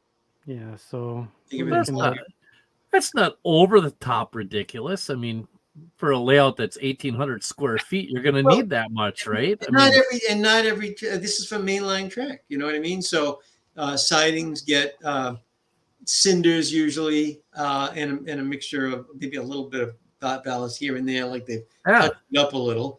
And then there's an Arizona rock and mineral gray blend that is not on their website, but Fred and Confalone knew they had it, and I called them up and they said, "Oh yeah, we got some of that." So that's what I used on the D&H, and that looked right to me. You know what I mean? So it just Ask quantities, yes. A pallet of ballast, please. Say that after attaboy, Tom. Attaboy, Tom. So I think that kind of answers the ballast question. It's a lot of different things. Yeah. These cinder ballast that I used, my buddy Jim Dufour had found like this treasure trove of it along the B&A main line, and he filled up a couple of Home Depot 5-gallon buckets of it and used it on his layout and gave some to other people. And he lent me about 2/3 of a bucket of it. And I said, "Jim, how much of this can I use?" And he said, "Jim, use whatever you want." So I used it all. And with my apologies, I gave him back an empty bucket. And I still needed to buy some, because when you're doing 2 feet by 22 feet long, that's a lot of cinders. Trust me. Yeah. Wow. So this picture here, is one of my signature scenes at DuPont, and we kind of talked about it. I first saw this scene when our buddy Tony V walked Dave and I down here to get a look at it. We had to walk down the Reading and Northern tracks to get to the spot. And when I got there, I looked at it, and then I looked at it some more, and then I looked at him and I said, "Wait a minute. Was this second track on top of the stream on a longitudinal bridge?" And he just grinned and said, "I knew you'd like this." That's when I realized I had to build this thing. So the near track on the Conrail, which is the lowest level, which you can see, the train's not on that track in this case. They built a longitudinal bridge that extends from this side all the way to the other side of the abutment to get this stream through this narrow spot here. So you've got a stream, the Conrail bridge, you've got the D&H above them, and then you've got the Route 11 bridge above that. And as soon as I saw that, and also at one time there was a trolley line above everything, just like behind, or maybe where this photographer's viewpoint would be. That was the Laurel line. All of that's gone, but you can still find the embankment, the abutments, if you know where to look. So it's just a very, very cool spot, and you can get some good photo angles here. The bridge was gashed from Central Valley components, and some obvious Rick's pieces there. But the bridge abutments and all of that, I just scratch built out of a foam, believe it or not. Wow. So this was one incredibly fun scene to do. And because of where it's located on the layout, I literally had to finish it and then build out from there, because you can't easily get into this spot to do any kind of fine work. So it was an early built scene after I started getting things going after the addition.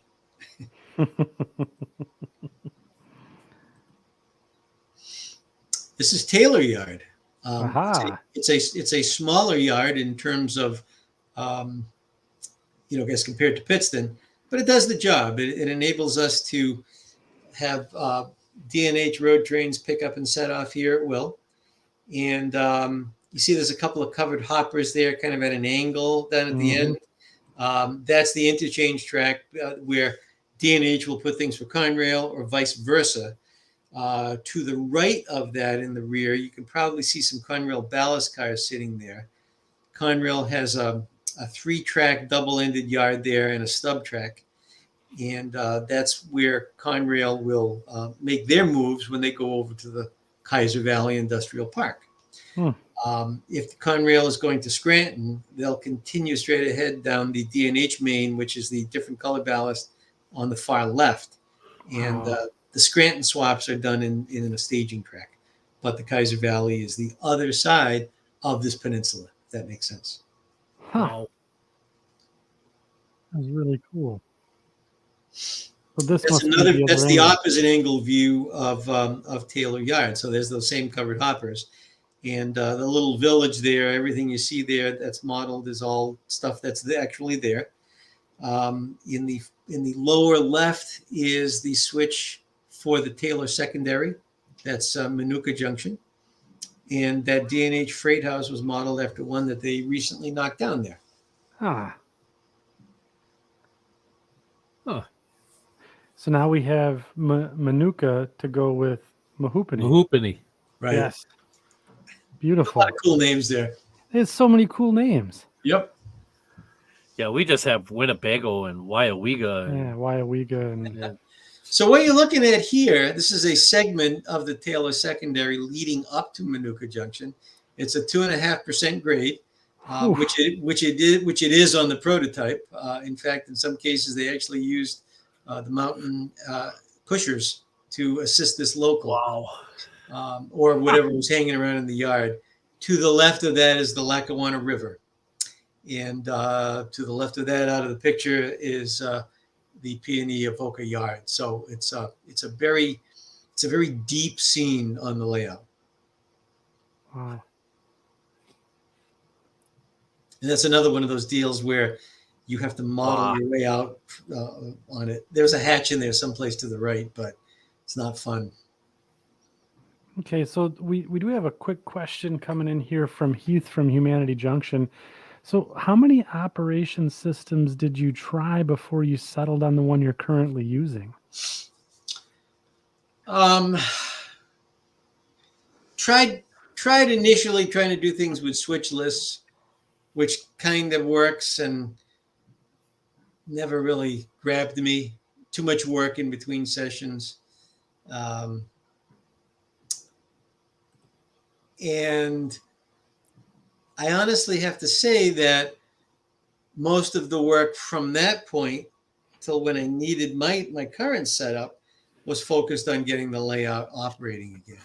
And once the layout was operating again, it became apparent that I really needed something like right now to do this. So that's when I invented my particular waybill system. Okay. And then because I think this might be the last picture in our presentation here. So how long do your operating sessions go? So you say 4 or 5 is your sweet spot, right, for operators? How long do you guys go? Well, on a previous show, and I still remember this, I said we operate until our feet hurt. Yeah, right. Yeah, And then right. somebody in the chat recommended Hoka 11s, which I probably went out and bought and have changed my life. Really? They're unbelievable. They're incredible. Incredible. I was just talking to somebody today. I mean, I should get commissions on these things now. I recommend them to everybody.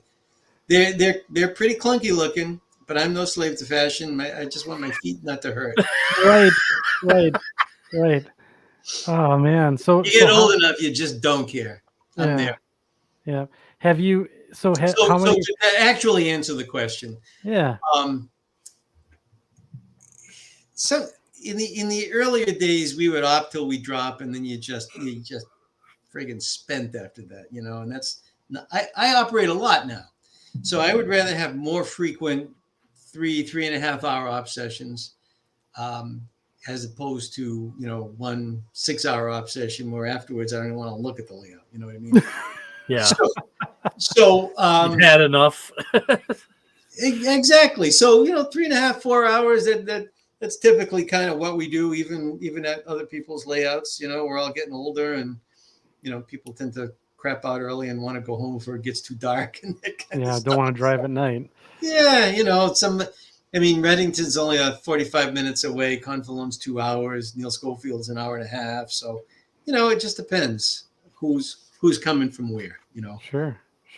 Matt Herman and his son Caleb came by with Neil recently, and Matt hadn't been here in a while, so And his kid, Caleb, is an excellent operator. So I think we operated a little bit longer that day just because, they're coming from Pennsylvania, so Yeah, Yeah. right.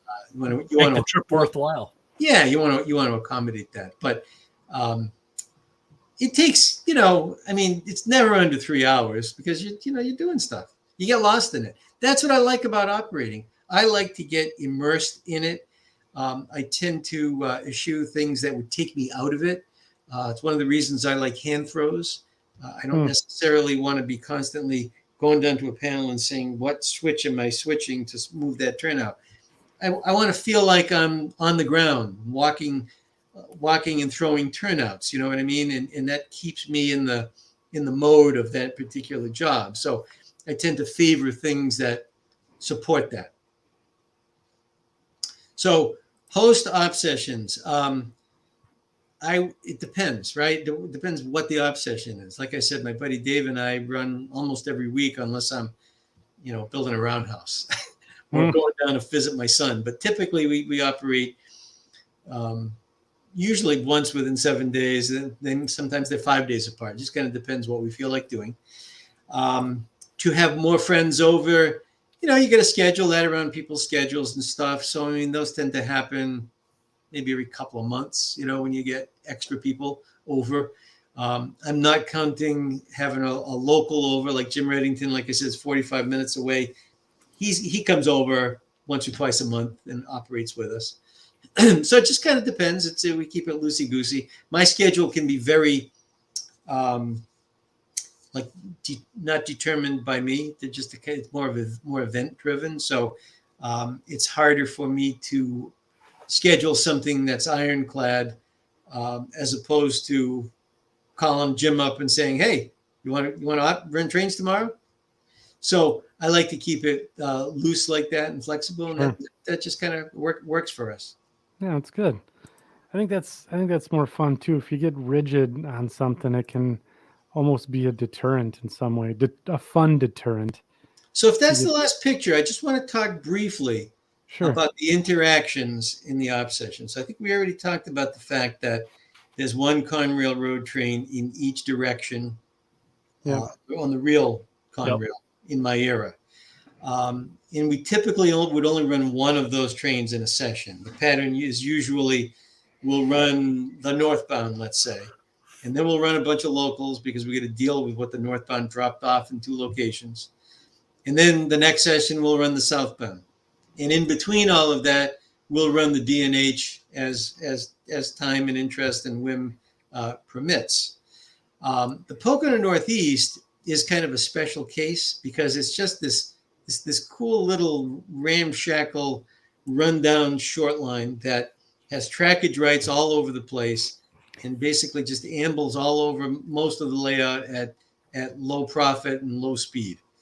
And sounds perfect. Yeah, there's something cool about it. So they've got there's a section of the Pocono Northeast that's like the remaining area to build, and that's coming up maybe this winter or maybe this fall to begin it. And I do want to finish the roundhouse area and then complete Pittston Junction because that leads into the Pocono Northeast area. But the Pocono Northeast also operates out of Pittston Yard. It runs through Pittston Yard to ostensibly cross the river and go to places in West Pittston, which is represented by a track into the trees. And they go up to Avoca. They go into Taylor. They've got, so they pick up interchange from the D&H. They go to Scranton. I mean, they just kind of go all over the place. It's one of my favorite jobs to run. And because it goes everywhere and does things that nothing else does. So there's so many different kinds of jobs. You can run, like D&H always ran, trains with 6-7 engines on them. You can run heavy D&H road freights. You can run with Alcos, which is a big part of it. Alco, like 3-builder lash ups. I love that. You can run, big Conrail road trains with plenty of good power on them, 6 and 4 axles mixed. There's locals you can take out with a pair of SW8s or even a single pup. there's some jobs that need a pair of GP35s or a pair of GP38s, depending upon the tonnage and the grades. So there's like, and then you've got this lonely little run that you can make with the TMSL to run all the way out to Monroe. And I recently added that to the mix.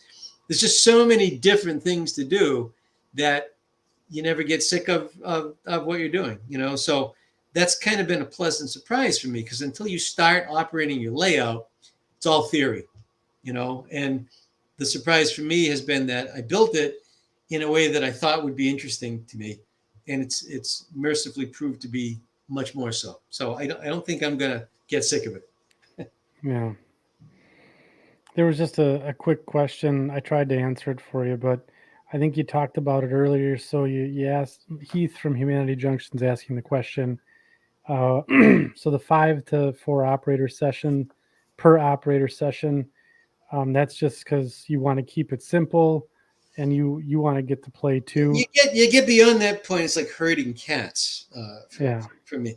And also, I don't like crowded aisles. So you got to think about, it's 1,800 square feet, but many of the trains you're traveling because you're following your train, right? You're staying with your train, so you're traversing the whole place.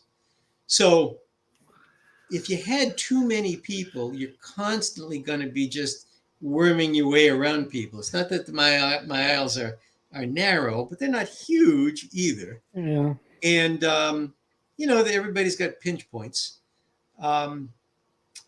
So when you're jockeying for position all the time, it's just, I don't know, it's just less fun than when you've got that spot to yourself and you can just kind of get into what you're doing. And sometimes people will work, a 2-man crew is fine. 2 people on one job, that's cool.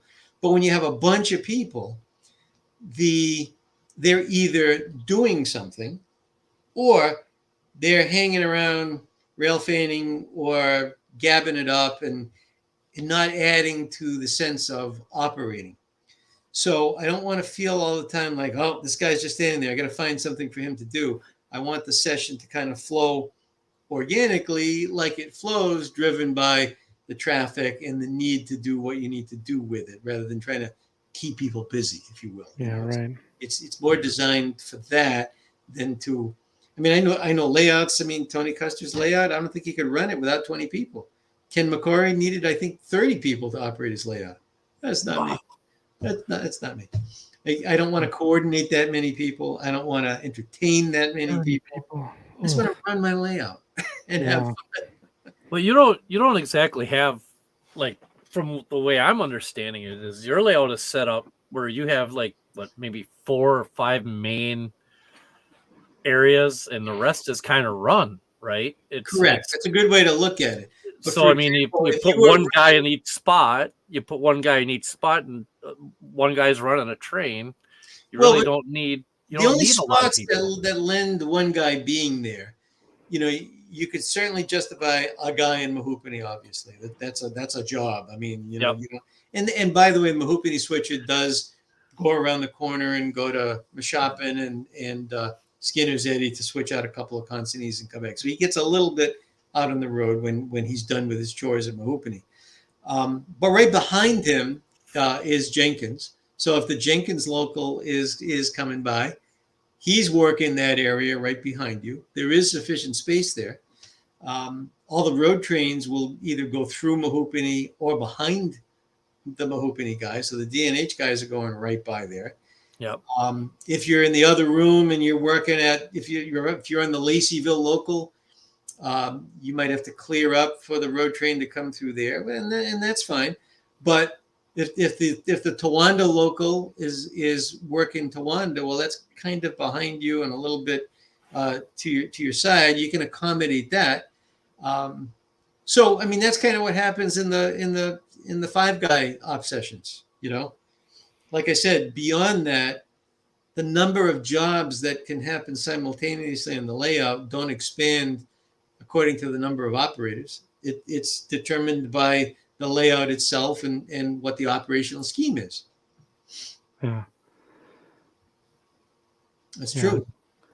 Yeah, Yeah. Kenneth Oriel has a a nice comment here. It says, "Seems like the more operators, the longer it takes to set up, the longer between operating session. I think some of the guys with so many operators only have a session once or twice a year," and I would agree with that. Oh Absolutely. yeah. And that's one style of operating. And I think it's probably how a lot of people do it, which is great. They use it as a get together with their friends, and they stage this big event and they have at it. And sometimes they do it like Saturday, Sunday. I mean, I don't think I would want to do that because I don't know if I think I'd be fried by the end of Saturday, Yeah. But I mean, what seems to work for my little local-ish group is the perpetual running, the straightforward way of deciding what needs to be done, and enjoying the fact that you're running through big territory and you feel like you're going somewhere and doing something once you get there, and then coming back. I think that's been the best pleasant surprise of expanding into the addition, because finally I got that here, Mhm. and that's what I always admired at other big layouts like Confalone's. I mean, you feel that way on his too, but his layout, he's got a huge basement, and then he took over an entire 2-car garage. You know what I mean? So his space is, I want to say, it's pretty similar to mine in terms of. I think his might be a little bigger, or mine. I'm not really sure whose is a little bit bigger. Who cares? But mine's shaped a lot more weirdly. His, because it's a rectangular basement and a garage on the end. It's one giant rectangle. So he didn't have as many constraints in terms of what he did. There's a quick question here from Trainmaster Bob. Mike, did you model the cider mill at Mahoopany? I did. That's the office there, and I think I pointed that out in the first Sure. Mahoopany slide. We'll slide back if you guys don't mind. Just for you, Bob.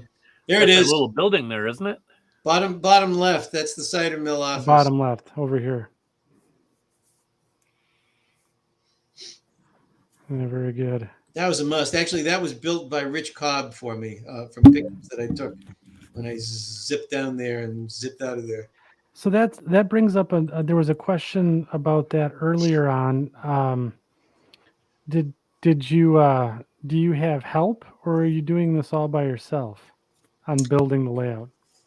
Well, I've had a lot of help. I mean, when we moved into the addition, I couldn't have done it without my buddy Dave coming over often, like 4 or 5 times a week, and helping me get the bench work up, and helping me figure things out and solve problems, and bouncing things off of him and all of that. Track laying for me is a solitary activity. I gotta get into my track laying zen state of mind and just put on some music and lay track. There you go. It's a singular thing. And scenery is a different mindset. And I did all the scenery myself for the most part. I think Mike C helped me with some scenery stuff in the original basement when he was trying to get me to use green foam.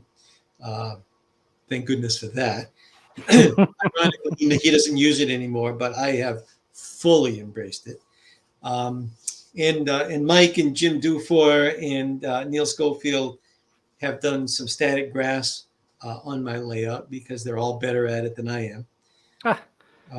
Scott Mason helped me do the big pour at Mahoopany, because that was a continuous pour that ran around the entire peninsula and ran down to Skinner's Eddy. So I can't tell you how many mixings that we did to keep that going, because it's got to be continuous, and it's not wide, but man, is it long.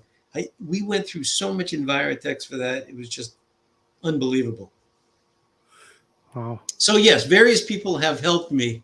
I will say that 85% of it I did, probably.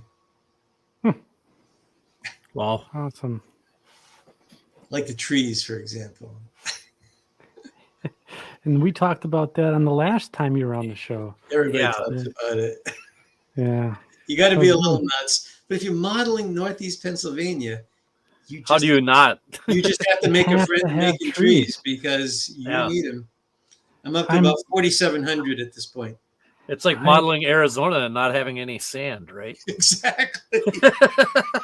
Which in some ways, those wide open spaces are harder to model convincingly because they don't compress as well. That's a good point. I never The thought of trees that. help out a lot. The layout will never be finished. There you go. I keep telling my wife is worried that I'll run out of things to do.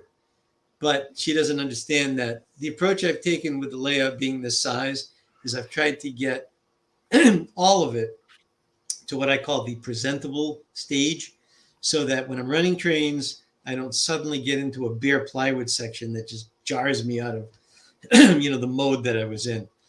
So the goal was to get everything, get all the bare plywood covered and get rudimentary scenery everywhere. There's years worth of stuff I could do in this layout. Years. Have you had to go back and relay any of the original like beginning portions of the layout where you've had like maybe some issues or something like that? I know you mentioned it about the mill at Mahoopany. You mentioned that comes to mind. Yeah, like I mean, the main line's still stick one, tie one is still in place, or or have you do that? A lot of it got changed or moved because when I took those earlier sections down to the bench work, there are places where I kept the original main in the original spot, but some of it had to get changed because it needed to be different. So right. Anything that didn't need to get changed is still original. So there, if I walked around, I could probably point out areas that didn't get changed. And you can probably tell from the ballast because it's not the new cool ballast.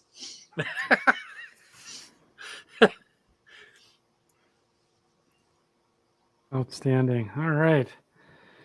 So I just put a tickler out to the section crew there in the chat.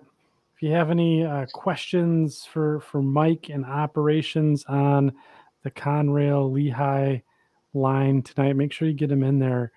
If you're still awake. If you're still awake, yes. Are you? Oh, there's a good question. I know the Which answer one? to this. I know the answer to this one. This one? Yep, that one. Good question.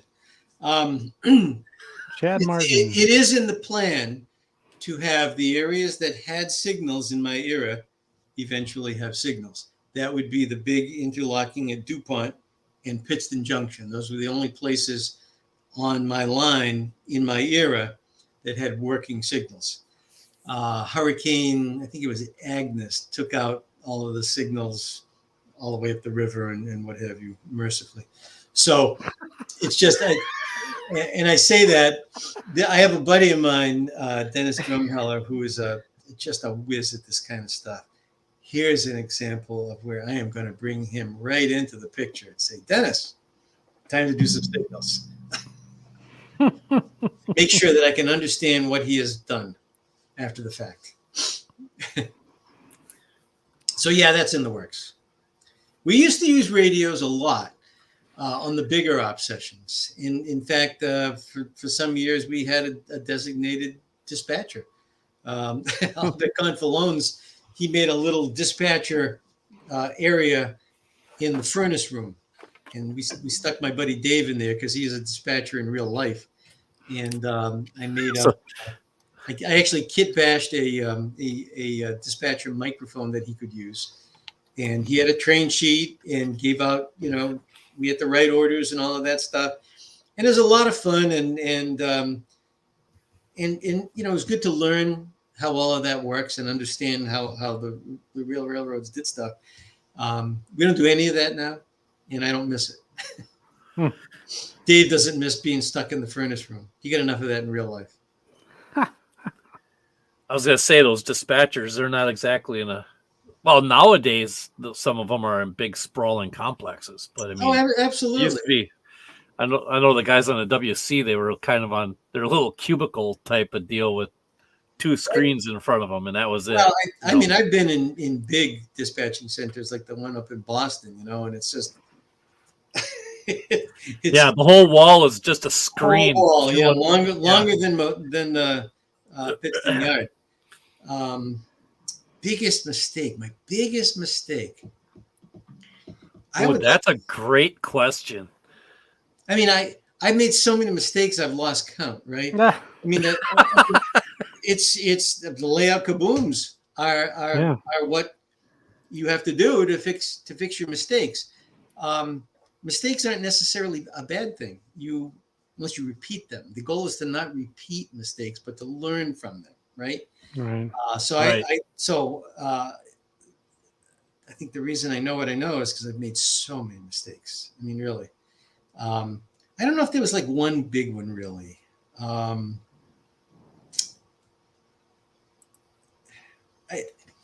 can't say they're mistakes. You just go through different phases. When I started, I was proto freelance, and I liked the freedom that it gave me.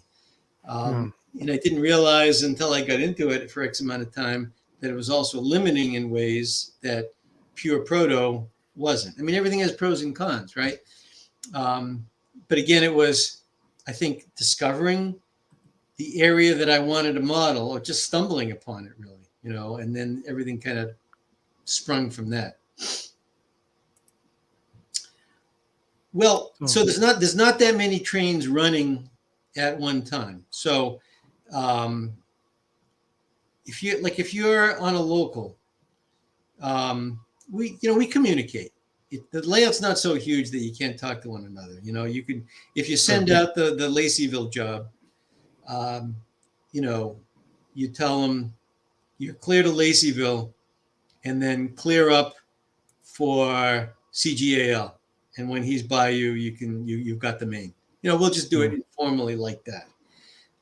It's not so crowded that you have to worry too much about that. Now, the D&H, when they're using portions of Conrail, you got to keep that in mind. On the other hand, when it's 3 or 4 guys, it's real easy to know what everybody's doing and sort of to cooperate.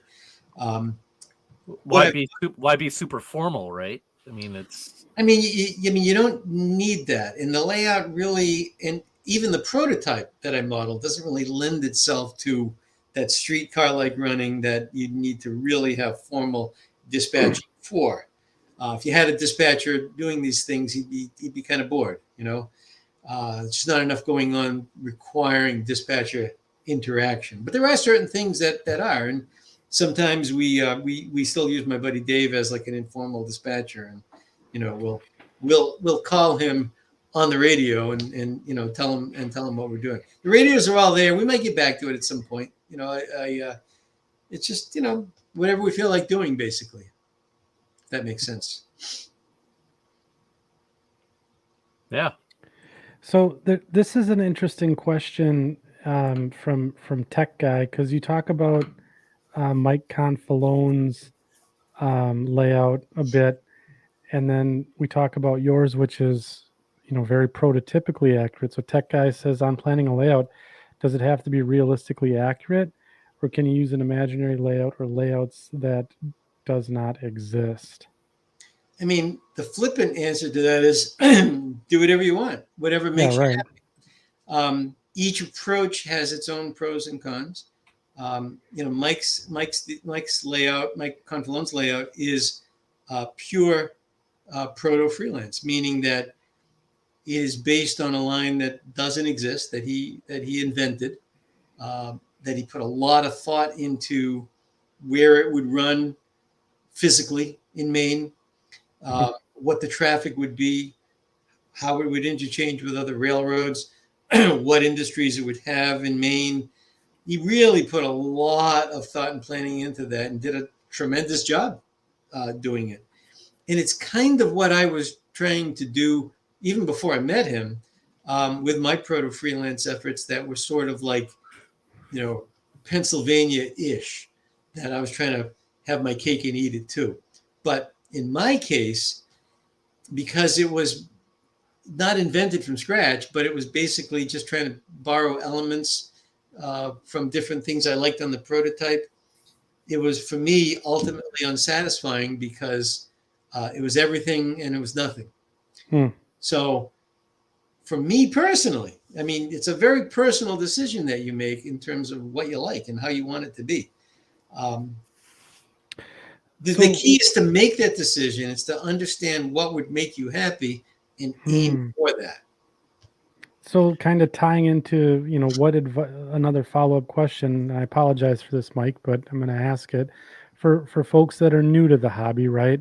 Yeah. And, you're kind of touching on it, but how do you create that understanding of what you like? What advice would you give to someone, they're new to the hobby. I don't know what I like. Is it a big layout? Is it a small layout? Is it a proto freelance? Is it freelance? Is it, prototype? How would you go about trying to figure out that and gain that understanding? That's a very astute question to ask. There's not a simplistic answer to that. Yeah. Because the way people learn is different. Some people learn by doing, some people learn by watching, some people learn by reading. All of it is appropriate. I read every issue of every model railroad magazine that I could get my hands on for decades, back when there were like 5 of them. And I ended up writing for all of those magazines eventually. And now we're it's obviously just a couple of them, right? Plus the online MRH. There's a tremendous amount of knowledge out there. Model Railroad Hobbyist, the online magazine, is miles deep. You could get onto their site and read and learn to your heart's content.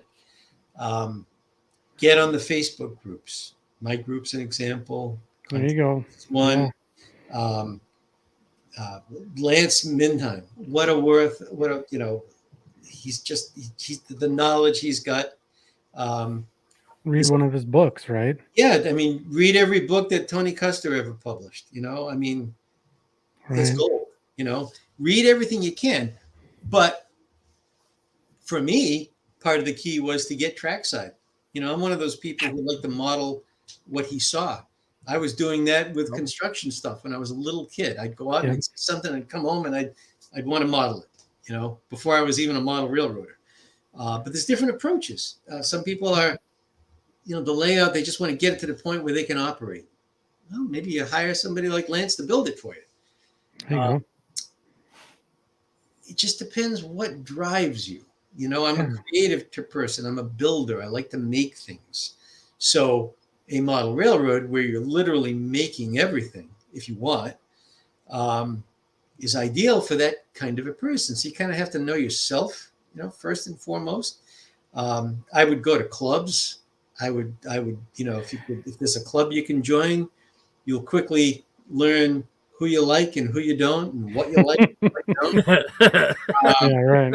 You might even look at clubs are for you or not for you. You know what I mean? So there's no shortcut to learning a lot about something complicated, but the complications of it and the depth of it is what makes it so interesting. It's not slot cars. You're not running them around and now what? Right. There's unlimited things you can do with a model railroad. And I think if you're a beginner,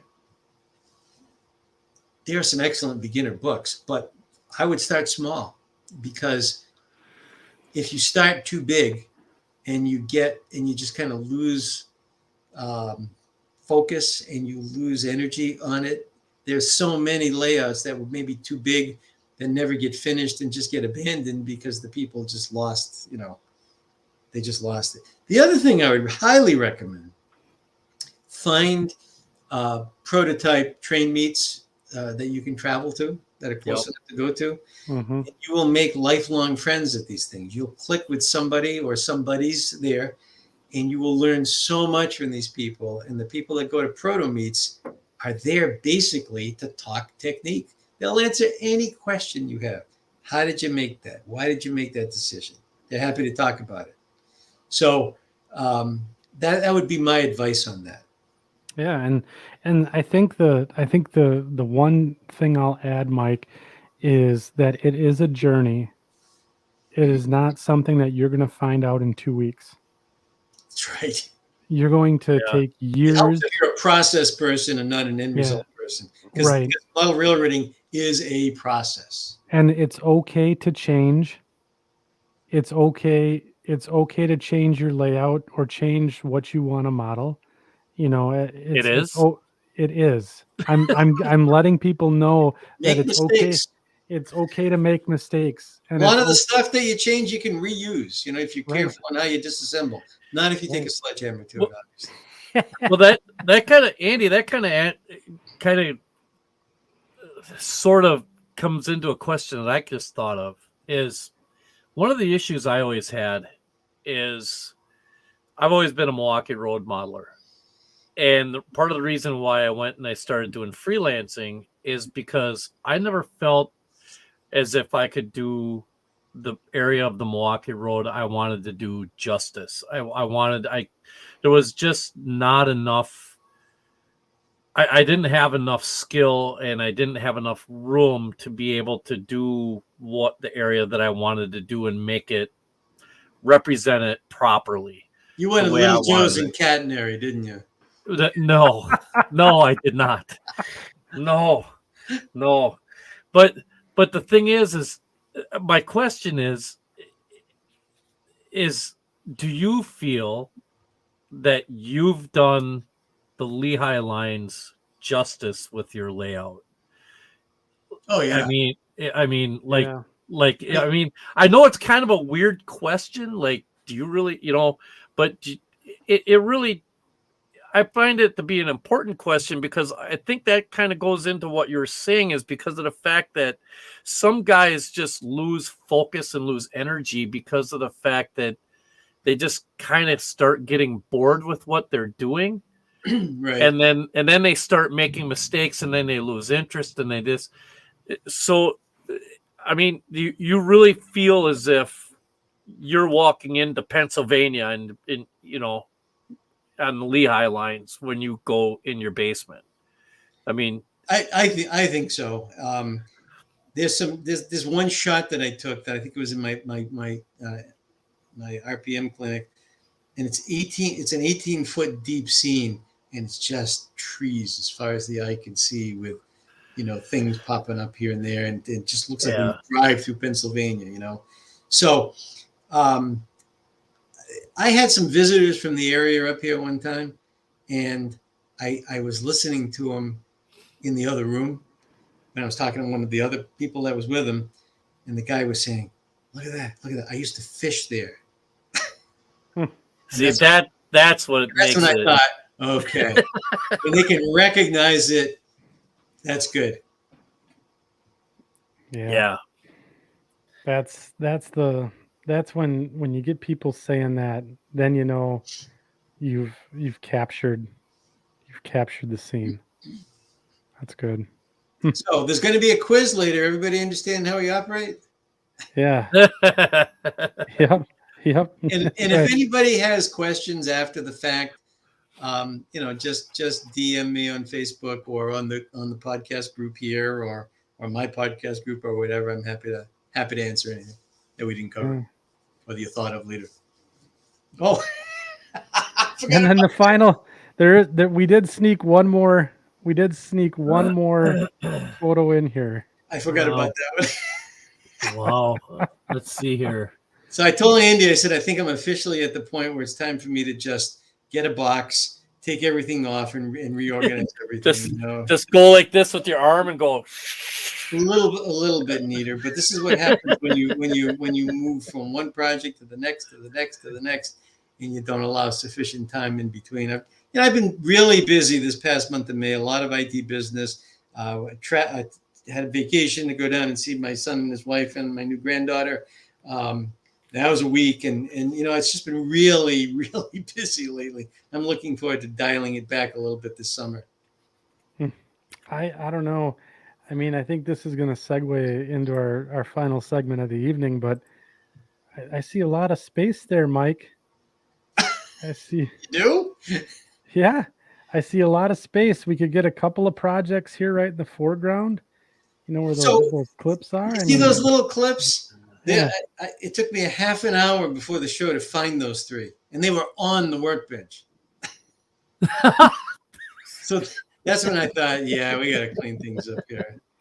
Well, I do see like bits of wire and pieces of string too small to use on there. Yeah, I can see right. some of that. Oh no. That's all that stuff on the left. That stuff I pull out of engines when I'm doing installs, and sometimes you need to Yep. put a little 2-inch or a 3-inch piece of wire on.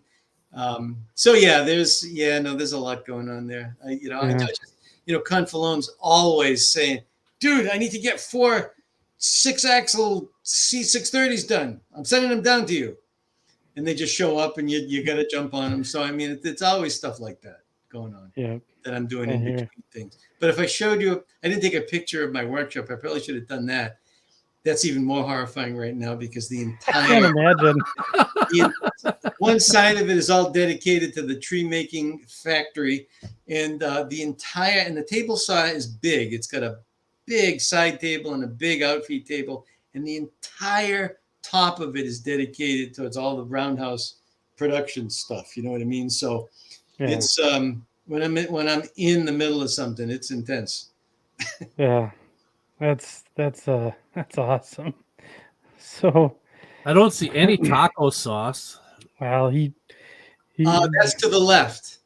Oh, that's to the left. That's there's a weathering station like to the left of this. yeah, where this picture is located. Oh, Yeah. So, No, yeah, to this the is left good. of that, like that little picture. This is like one. You'd have to walk around a little cabinet, and then I'll have to take pictures of the whole thing because it's a big room that I turned into a too small room. does the 9-volt battery still work? Do you know is that still charged or is it? Do you see that there? Yeah, it's right above the top of the truck. Oh yeah. I think it's a 9-volt battery that was no good for something else, but it'll work for testing LEDs with my LED tester. LED, yep. Yeah. That's good stuff, Mike. So I think this is the perfect segue. What do you Yeah. think, Mike? I think let's do it. You want to do it? All right, speed let's do round it. through what's on your workbench. We'll cue up the Greasy Meat Hands band here. Stand by.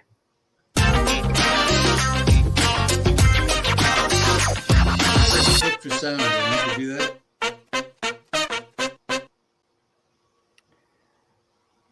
It's time for what's on your workbench, folks. Mike, you weren't muted. Don't worry about that. Okay. All good. And we're going to go through our Facebook group. I put a post out there on the Second Section Podcast Facebook group.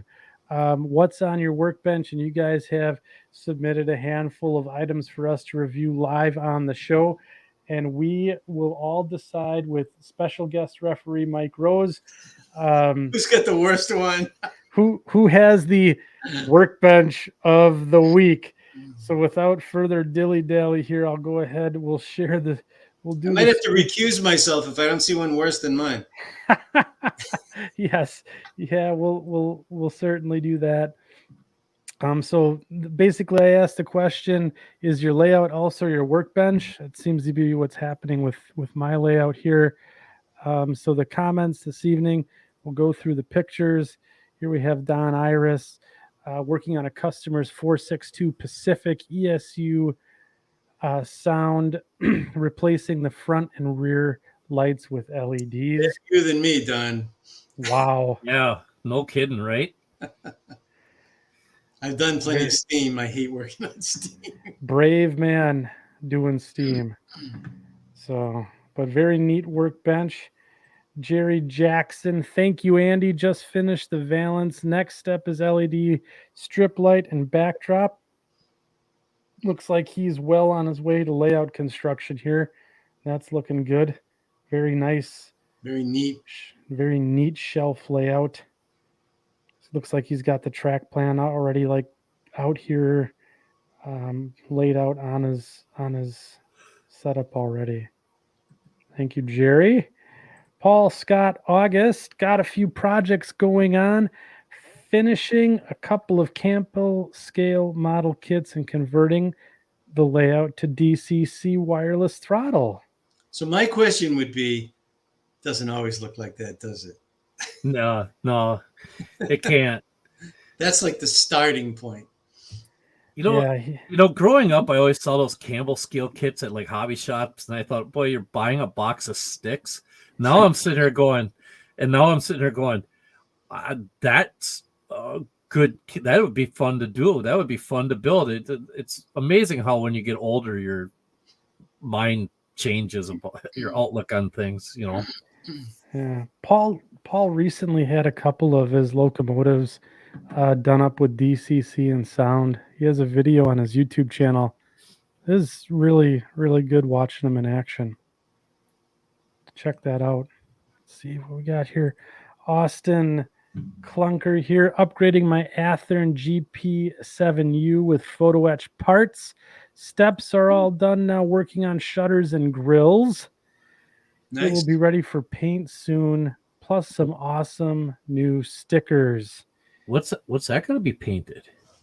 I don't know. Austin, what are you doing? Yeah, he didn't see what he's painting it, but he's got it stripped. So, huh? Santa Fe maybe, or ICG? Ooh. Oh, I don't know. Those things got spread to the four corners of the globe there. So, yeah, we'll have to, Austin, you'll have to cue us in. What's the paint scheme going to be on? Didn't the you? All right, let's see what's next here. Ooh, Isaac Fabris says my layout is not a workbench, but at 60 inches high, that's no surprise. Had a slight plumbing issue over the bench, which necessitated I clean it off. Guess it's getting reorganized in the process. Oof. Yeah, yikes. Plumbing issues are no fun. Now when they're over the layout. Better now than later, though. Grant Eastman, who we just had on the show. Oh, go ahead, Mike. Is that a can light dangling from the ceiling right there? You're right. A couple of them.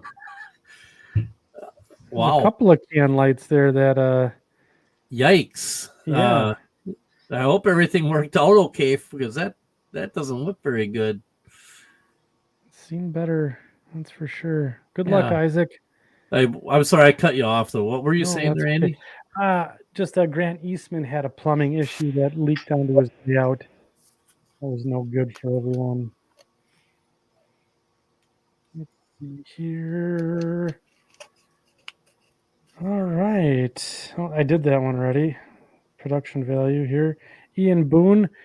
Still a ways to go, but making progress on the scratch build. My first HO in 15 years. Coming from N. Goodness, HO feels nice and big. Haha. Monster Model Works brick. I would have picked Monster stuff out of a lineup. I was just gonna say it's gonna really. Oh yeah. Yeah, it looks a little bit of DPM on the kind of like a combination of stuff there, doesn't it? Yeah, or is that Monster stuff is great. I've used a lot of his products. Really? Is that Monster on the bottom too? The doors and the windows? He does stuff like that. Oh wow! And then strip wood and styrene. He posts all the time on the podcast group. You should go to his site and just check out some of his offerings. Yeah, he's got good stuff. Oh yeah, he does. They sell it at Engine House Services in Green Bay. Yeah, his sheet stuff. Yeah, or they did anyway. The concrete block stuff is bar none the best I've seen. Justin Jankowskis. Yep. New paving. Looking good. Good progress. Keep us up to date on the progress. Justin is a brother from another mother.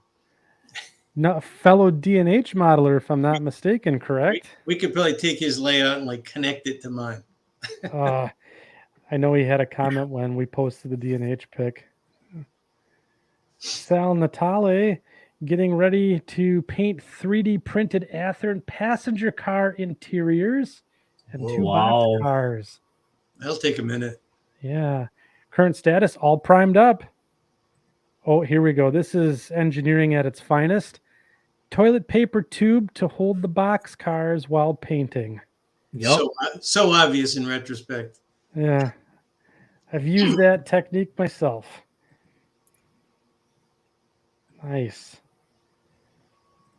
Michael Shanky got some stuff from an estate from my boss at work. A Sue SD60 will get patched to CEFX 6002 from Circus City Decals, which ran through the Wisconsin Southern system in my era.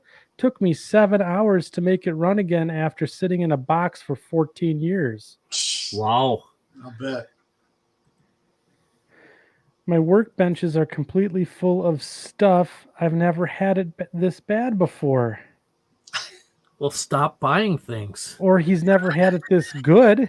I would I don't say, right? It sounds like he's what.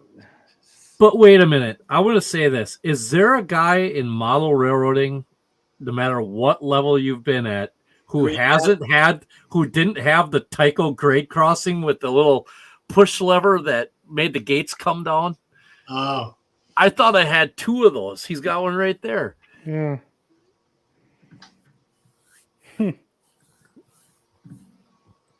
Yeah, there. You had one of those, Mike, didn't you, at one point? Probably. Oh, this is. So I had neat. some Tyco stuff. It's a cool picture here. Brian Veek. Well, it left the workbench and went outside to get photographed, if that counts. Scale trains, SCL SD45 that I weathered, the CSX I-026 in the background rolling north to Chicago. It's actually kind of a cool concept for a photo. Mm. I think the Seaboard locomotive is done exceptionally well. Mm-hmm. Oh yeah, yeah. I like that a lot. The fuel tank. Look at the spillage on the fuel tank. Well done, Brian. I like that. Nick LaRusso working on a Milwaukee Road SD10 conversion for his freelance model railroad. Kit is from #NotSponsored Lines West. Locomotive is a Proto 2000. This is not the first time I've seen this SD10 conversion kit. No, Lines West. Lines West does such a good job with that stuff. Very good. John Garvin. I'm too busy at work to do much modeling right now as I'm the leader of our Greasy Meat Hands band here, but I do work in a boxcar. Are those briskets? Yeah, that's amazing. That's what it is. Is this literally the sausage making you're not supposed to see? Possibly, yes. Yeah. In case you're interested, 9 railways cars on site, box cars, baggage cars, RDC, and a coach. Looks like he works at either a restaurant or series of restaurants here. We need to find out where this is at. Where is this? This is Weber's. I don't know. Looks like, I think John's from Canada. Oh, I gotta go back up there. There you go. The meat car. It's interesting. You never know what you're gonna see. No, you don't. It's always a crapshoot, that's for sure. Steve McEwen, I've been detailing this area on my layout. Needs more rubbish adding to the track. Oh, yeah. This is well done.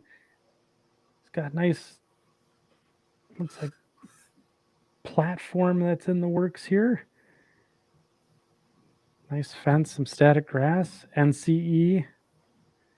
Throttle there. Looking good, Steve. Ralph Renzetti. Uh-oh. Now that's what I'm talking about. This is it. This might be the one we're looking for tonight. That might be worse than mine. My new workbench didn't take long to get that messed up. This is a man actually modeling. I like it. Yeah. Look at some of the stuff that he's got here. We're going to have to zoom in just a hair. Yeah, Ralph doesn't just do model railroading stuff Right. either. Yeah. Yeah. He's Well, got... it's a multiple project thing that dictates that. Yep. And there's glue tools everywhere. We got the MIG stuff. Now here's something that'll save you some heartache and pain. He's got a couple of weathering enamels here in, looks like maybe a 1x4 or that's drilled out so you don't knock them over and spill. That's a good idea. The only people who don't have that are the ones that have not yet knocked it over. That's right. That's right. Let's see here. And if that's not enough space, spread out onto your layout. And there you go. Is that the same guy? Yeah, Oh, it's yeah. Ralph. Yeah, that's Ralph. Ralph. I don't know. I think we have a winner. Getting this is the high in the running to start. Well done, Ralph. Sean Hoppert, upgrading some secondhand equipment. There you go. Way to go, Sean. Looks like some pretty nice secondhand equipment you're upgrading there. It's like a Mollico boxcar. Looks like a Mollico boxcar.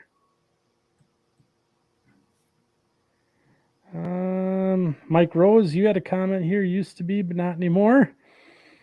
There's no more places to work on the layout. It's all layout now. Robert Wachowski, on the bench is the CNE SD or SW7 in progress. I don't think it will be as fancy as my GP40 SD40 scheme, but I think it'll be close. What scale is that? I believe it's N. So this is the GP40 scheme that he did in CNE. And then the last thing that he completed off his Workbench was this mega log hauler by the Wisconsin Central. God, I didn't see all those. Yeah. So this was pretty good. Yeah, nice work, Robert.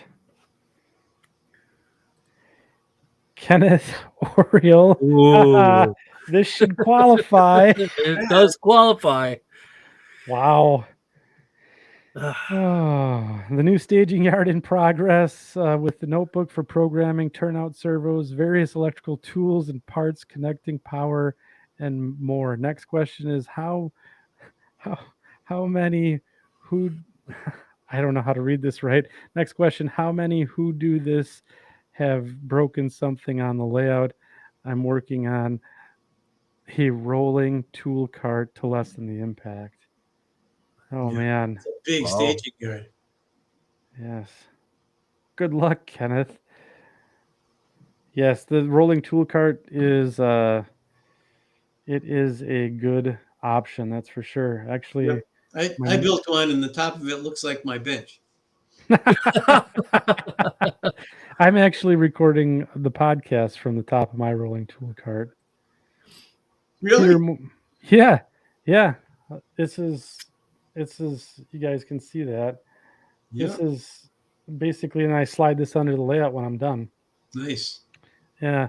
Peter Moyle, a mess of a layout is also my second Workbench. I have a few structure kits, trees, and covered hoppers being worked on, plus all the debris from working on the layout itself. It's a candidate. This one's high in the running as well. Look at this. Ooh. Diversity here with, I'm going to guess this is from an old New River mining company here. Yeah. Oh, yeah. The old Walters kit? Yeah, the old Walters kit. And then you got the Napa CRC contact cleaner. Got to have that. That's a staple. I mean, there's a lot of good stuff going on here. Peter, you're high in the running this week. Timmy Ellum Chapman finishing off the stairs and railing on my Wicked Wanda's N scale. N scale. Wow. Incredible, Timmy. There's somebody with good eyesight. Yeah. His contacts work, right, Mike? Yeah, apparently. Jeez. Good work, Timmy. Chris Nelson, kind of sort of tidy. Cato SD40-2 for Father's Day. That's a good gift. Cato GP35 had for a while, but finishing up the stock detailed pieces. Good looking Workbench there. And the Cato units, can't go wrong with those. Ooh. Looking good. Thanks, Chris. I've got that same soldering iron. Do you? Yeah. Love it. Now, Greg Gay is a former Workbench of the Week winner. Yeah. Okay. Well. Yeah. Because remember with the Voltron, Yep. we all voted for Voltron the one time. So He's got Voltron is right there. yeah, Voltron. We got the super clean. We got some podcast stickers for second section and around the layout. So what's the criteria here? Is it the messiest one or? Well, so I mean, I think for workbench of the week, what you need to see is maximization of the space by as much clutter as we can get on there. Random and odd items are always a good, I guess, way to build up your point total. If your workbench has been classified as a super fund site, that also puts you high in the running for workbench of the week as well. So, you can see like some of these old Flow Quill bottles here, right? Like those of the EPA might charge into Greg's house and Is that a grab can those. of lacquer thinner after the fire right there? Yeah, like this Brasso Or stuff. Yeah, or MEK. There might be MEK. Yeah, MEK. Like, so it's like I said, a good smattering of projects, tools, random bits and bytes, and again the chemicals that always adds to the flavor of what is on the workbench. But Greg has won it once before. Bill Kenkel, I think he's a former winner as well. Looks like not much happening on the workbench this week. I did go to the Ancaster Ontario Model Railroad Show, picked up all this stuff for a great price. There's taco sauce somewhere in there. Well, yeah, look at this. Good haul here from Bill. I always loved good train show haul. I see what I have to do. I zoomed in too much. Yeah, right. You need the expansive. Peter Tillman building his first crop of boomer trees. That's looking good. Those look really good. Good start. What's a boomer tree? So Boomer Dioramas has a YouTube channel, or is a YouTube channel, where we have a fella out there making a shelf layout, and he scratch builds pine trees and really goes into a lot of the fundamentals of building scenery, track work, and all that stuff. This is a phenomenal layout. Nice. That he's building, and he's been a guest on the show a couple times. So, and he shared our techniques with us, and he's certainly an inspiring fella. I need to get out more. Well, he's got hundreds of videos out on his YouTube channel. If you ever want to watch a YouTube channel, he's highly recommended. John Whithouse, former workbench of the week winner.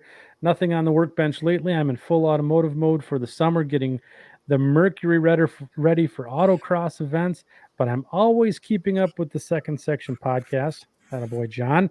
Before we continue, what's going on back there? What's this? I think that's a sculpture or art, quote unquote art. Okay. I'll transition back to the model railroad full on around October-ish. However, I will try to finish the layout track work gradually in the next several months. Good luck, John. Keep her on the wheels. Timothy Mercer, technically my layout is on the workbench since the table I was using for a workbench is under this part of the layout, and a stack of books is supporting it. Okay. You got to give that some points for sheer lack of something. Engineering, right? Very low tech. Yep, right. Let's see here. The fleet of DC locomotives needs a little work. The BN doesn't run. A couple of make horrible noises. The Athearn Genesis Jeep 39-2 in the bottom left is a future project for gluing the handrails like they weren't in the factory. Nice. I have this. So yeah. I have the same to do for my Athearn Genesis GP18. Athearn ready to run ST40 T2 T-2. Hopefully next paycheck I'll be getting the wire foam cutters and the paint so this module can start getting structures and scenery. All the rolling stock boxes are cars and staging in representing different places. They had an Athearn SD45-2 in Conrail that the handrails would fall off just sitting there, Really? not even moving it. Oh, that would frustrate me. That's ridiculous. And I think that's it. That is the last workbench of the week. Here, I'll do a quick refresh. Looks like we had a couple extra contributors here. Don't want anyone to miss out. Let's see. And we got a couple. Nathan Crabb said he forgot to submit earlier. We'll have to dock points for a late entry. Yep. No, don't even read it. We'll read it, but we'll dock points. Forgot to submit earlier, but here's a look at my first work in progress weathering project in quite some time. That actually looks good.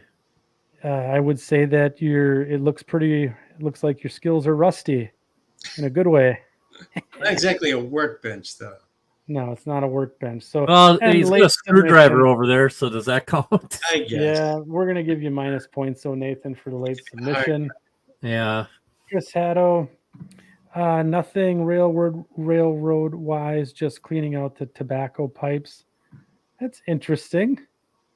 Wow. There you go. And that's what's on your workbench this week here on the Second Section podcast. We got to come up with a winner. What do you think? We're gonna kick it over to Mike Rose. Yeah. No, I think. Well, what do you think? If you had to award one this week, who would it be? I'd have to look at the list again, to be honest. I think Ralph Sprawling, Ralph Renzetti. I think Ralph's got it. I really do. I do too. Yeah. Mike? Yeah. There was a lot going on there. Sure, I can win this thing. I know what I have to do now. I just need better pictures that show more. It's like taking an Instagram of your food, right? You got to take the angle right and get all the. Yeah. So congratulations, Ralph Renzetti. The Mudfather wins Workbench of the Week. It is quite the returning champion, right? No, this is his first time. This is his first Workbench of the Week. Okay. So the Mudfather, Ralph Renzetti, congratulations. So before we tie down for the night, I do want to, and I am writing down Ralph so I can get it on the list. And get the swag ready for him. I do want to just extend to the section crew. Any questions, any last bits of stuff that we want to ask Mike tonight? Make sure you get him in there. Mike Ostertag, how was this one this evening? Pretty doggone informative. It was actually pretty interesting. I like talking about operations a lot. I do it for a living, so I kind of always been interested in how that translates to the hobby. And Mike, the way you're doing it is it's amazing to me that the size layout that you have, you can operate that with only 4 guys or 5 guys and have a blast doing it. It's not like a panic situation or something like that. Been to layouts where you need a smaller armada of people in order to get them, and you get one job. Maybe if you're lucky, you get 2, and it's they're fun, but it's a lot of people, and I always enjoy seeing how large layouts can be run with few people. I like that, and I like your car card idea. When you think about the prototype, it's long stretches of not that much, right, in between the areas where you're working. I'm trying to make sure that I don't know, Confalone always says less is more. You know what I mean? I get that in the back of my mind whenever I'm doing anything, you know? Well, like we always say on a job that goes up towards Quinnipiac, Michigan, up from Green Bay. Trees, trees, trees, town, trees, trees, trees, more trees, more trees. Oh, there's a deer. Trees, more trees. Oh, there's a town. A lot of nothing. There's a lot of nothing. You know, you have spaces of excitement, you know, and a lot of nothing in between, you know. Mike, you seem in a much better mood than when we started. I told you I told you it would. I told you I'd be in a better mood. I told you that. Yeah. Call me anytime. This is fantastic. Therapy by Mike Rose. There you go. And one of the services we provide. I gotta say, this 3-part guest that you've been for us here on the show, seeing your layout, this is on my bucket list. Your layout is on my bucket list. If I ever get the opportunity to come over and see it, I will hunt you down. And there's a show. Yeah, and we could do it live from Mike Rose's basement. So thanks for having me, guys. It's always a good time, and there's no lower stress podcast than this. Well, that's good. That's good. That's good. Thanks. We want you to feel good. So we'll do a bit of administration here. So next week on second section, we have Lance Minheim joining us June 27th. That's going to be a great show. I know he's talked to a couple of our former guests, getting some plans in the works. So he's gonna have a good show for us. Pro. Yeah, he's a real pro for sure.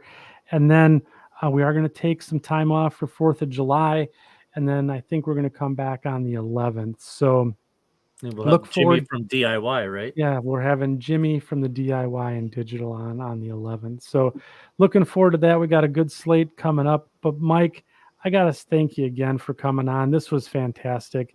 You always do a good job, and I always learn a ton about model railroading when you come on. So I always wonder at the end of it, did that sound like gobbledygook or? I'm eating it up. I'm good. I'm not getting, it's all good. So thank you so much, Mike. And I do want to thank the section crew for sticking it out 3 hours in tonight, another marathon session. But again, great questions, great camaraderie. If you haven't subscribed to our channel, make sure you do that. And then check us out on the Facebook group, Second Section Podcast. We're out there, great community there as well. So on behalf of Mike, and myself, I want to thank everyone for taking the time to sit down and talk model railroading with us tonight. And we'll see you all next week. Good night, everyone. Thanks, everybody.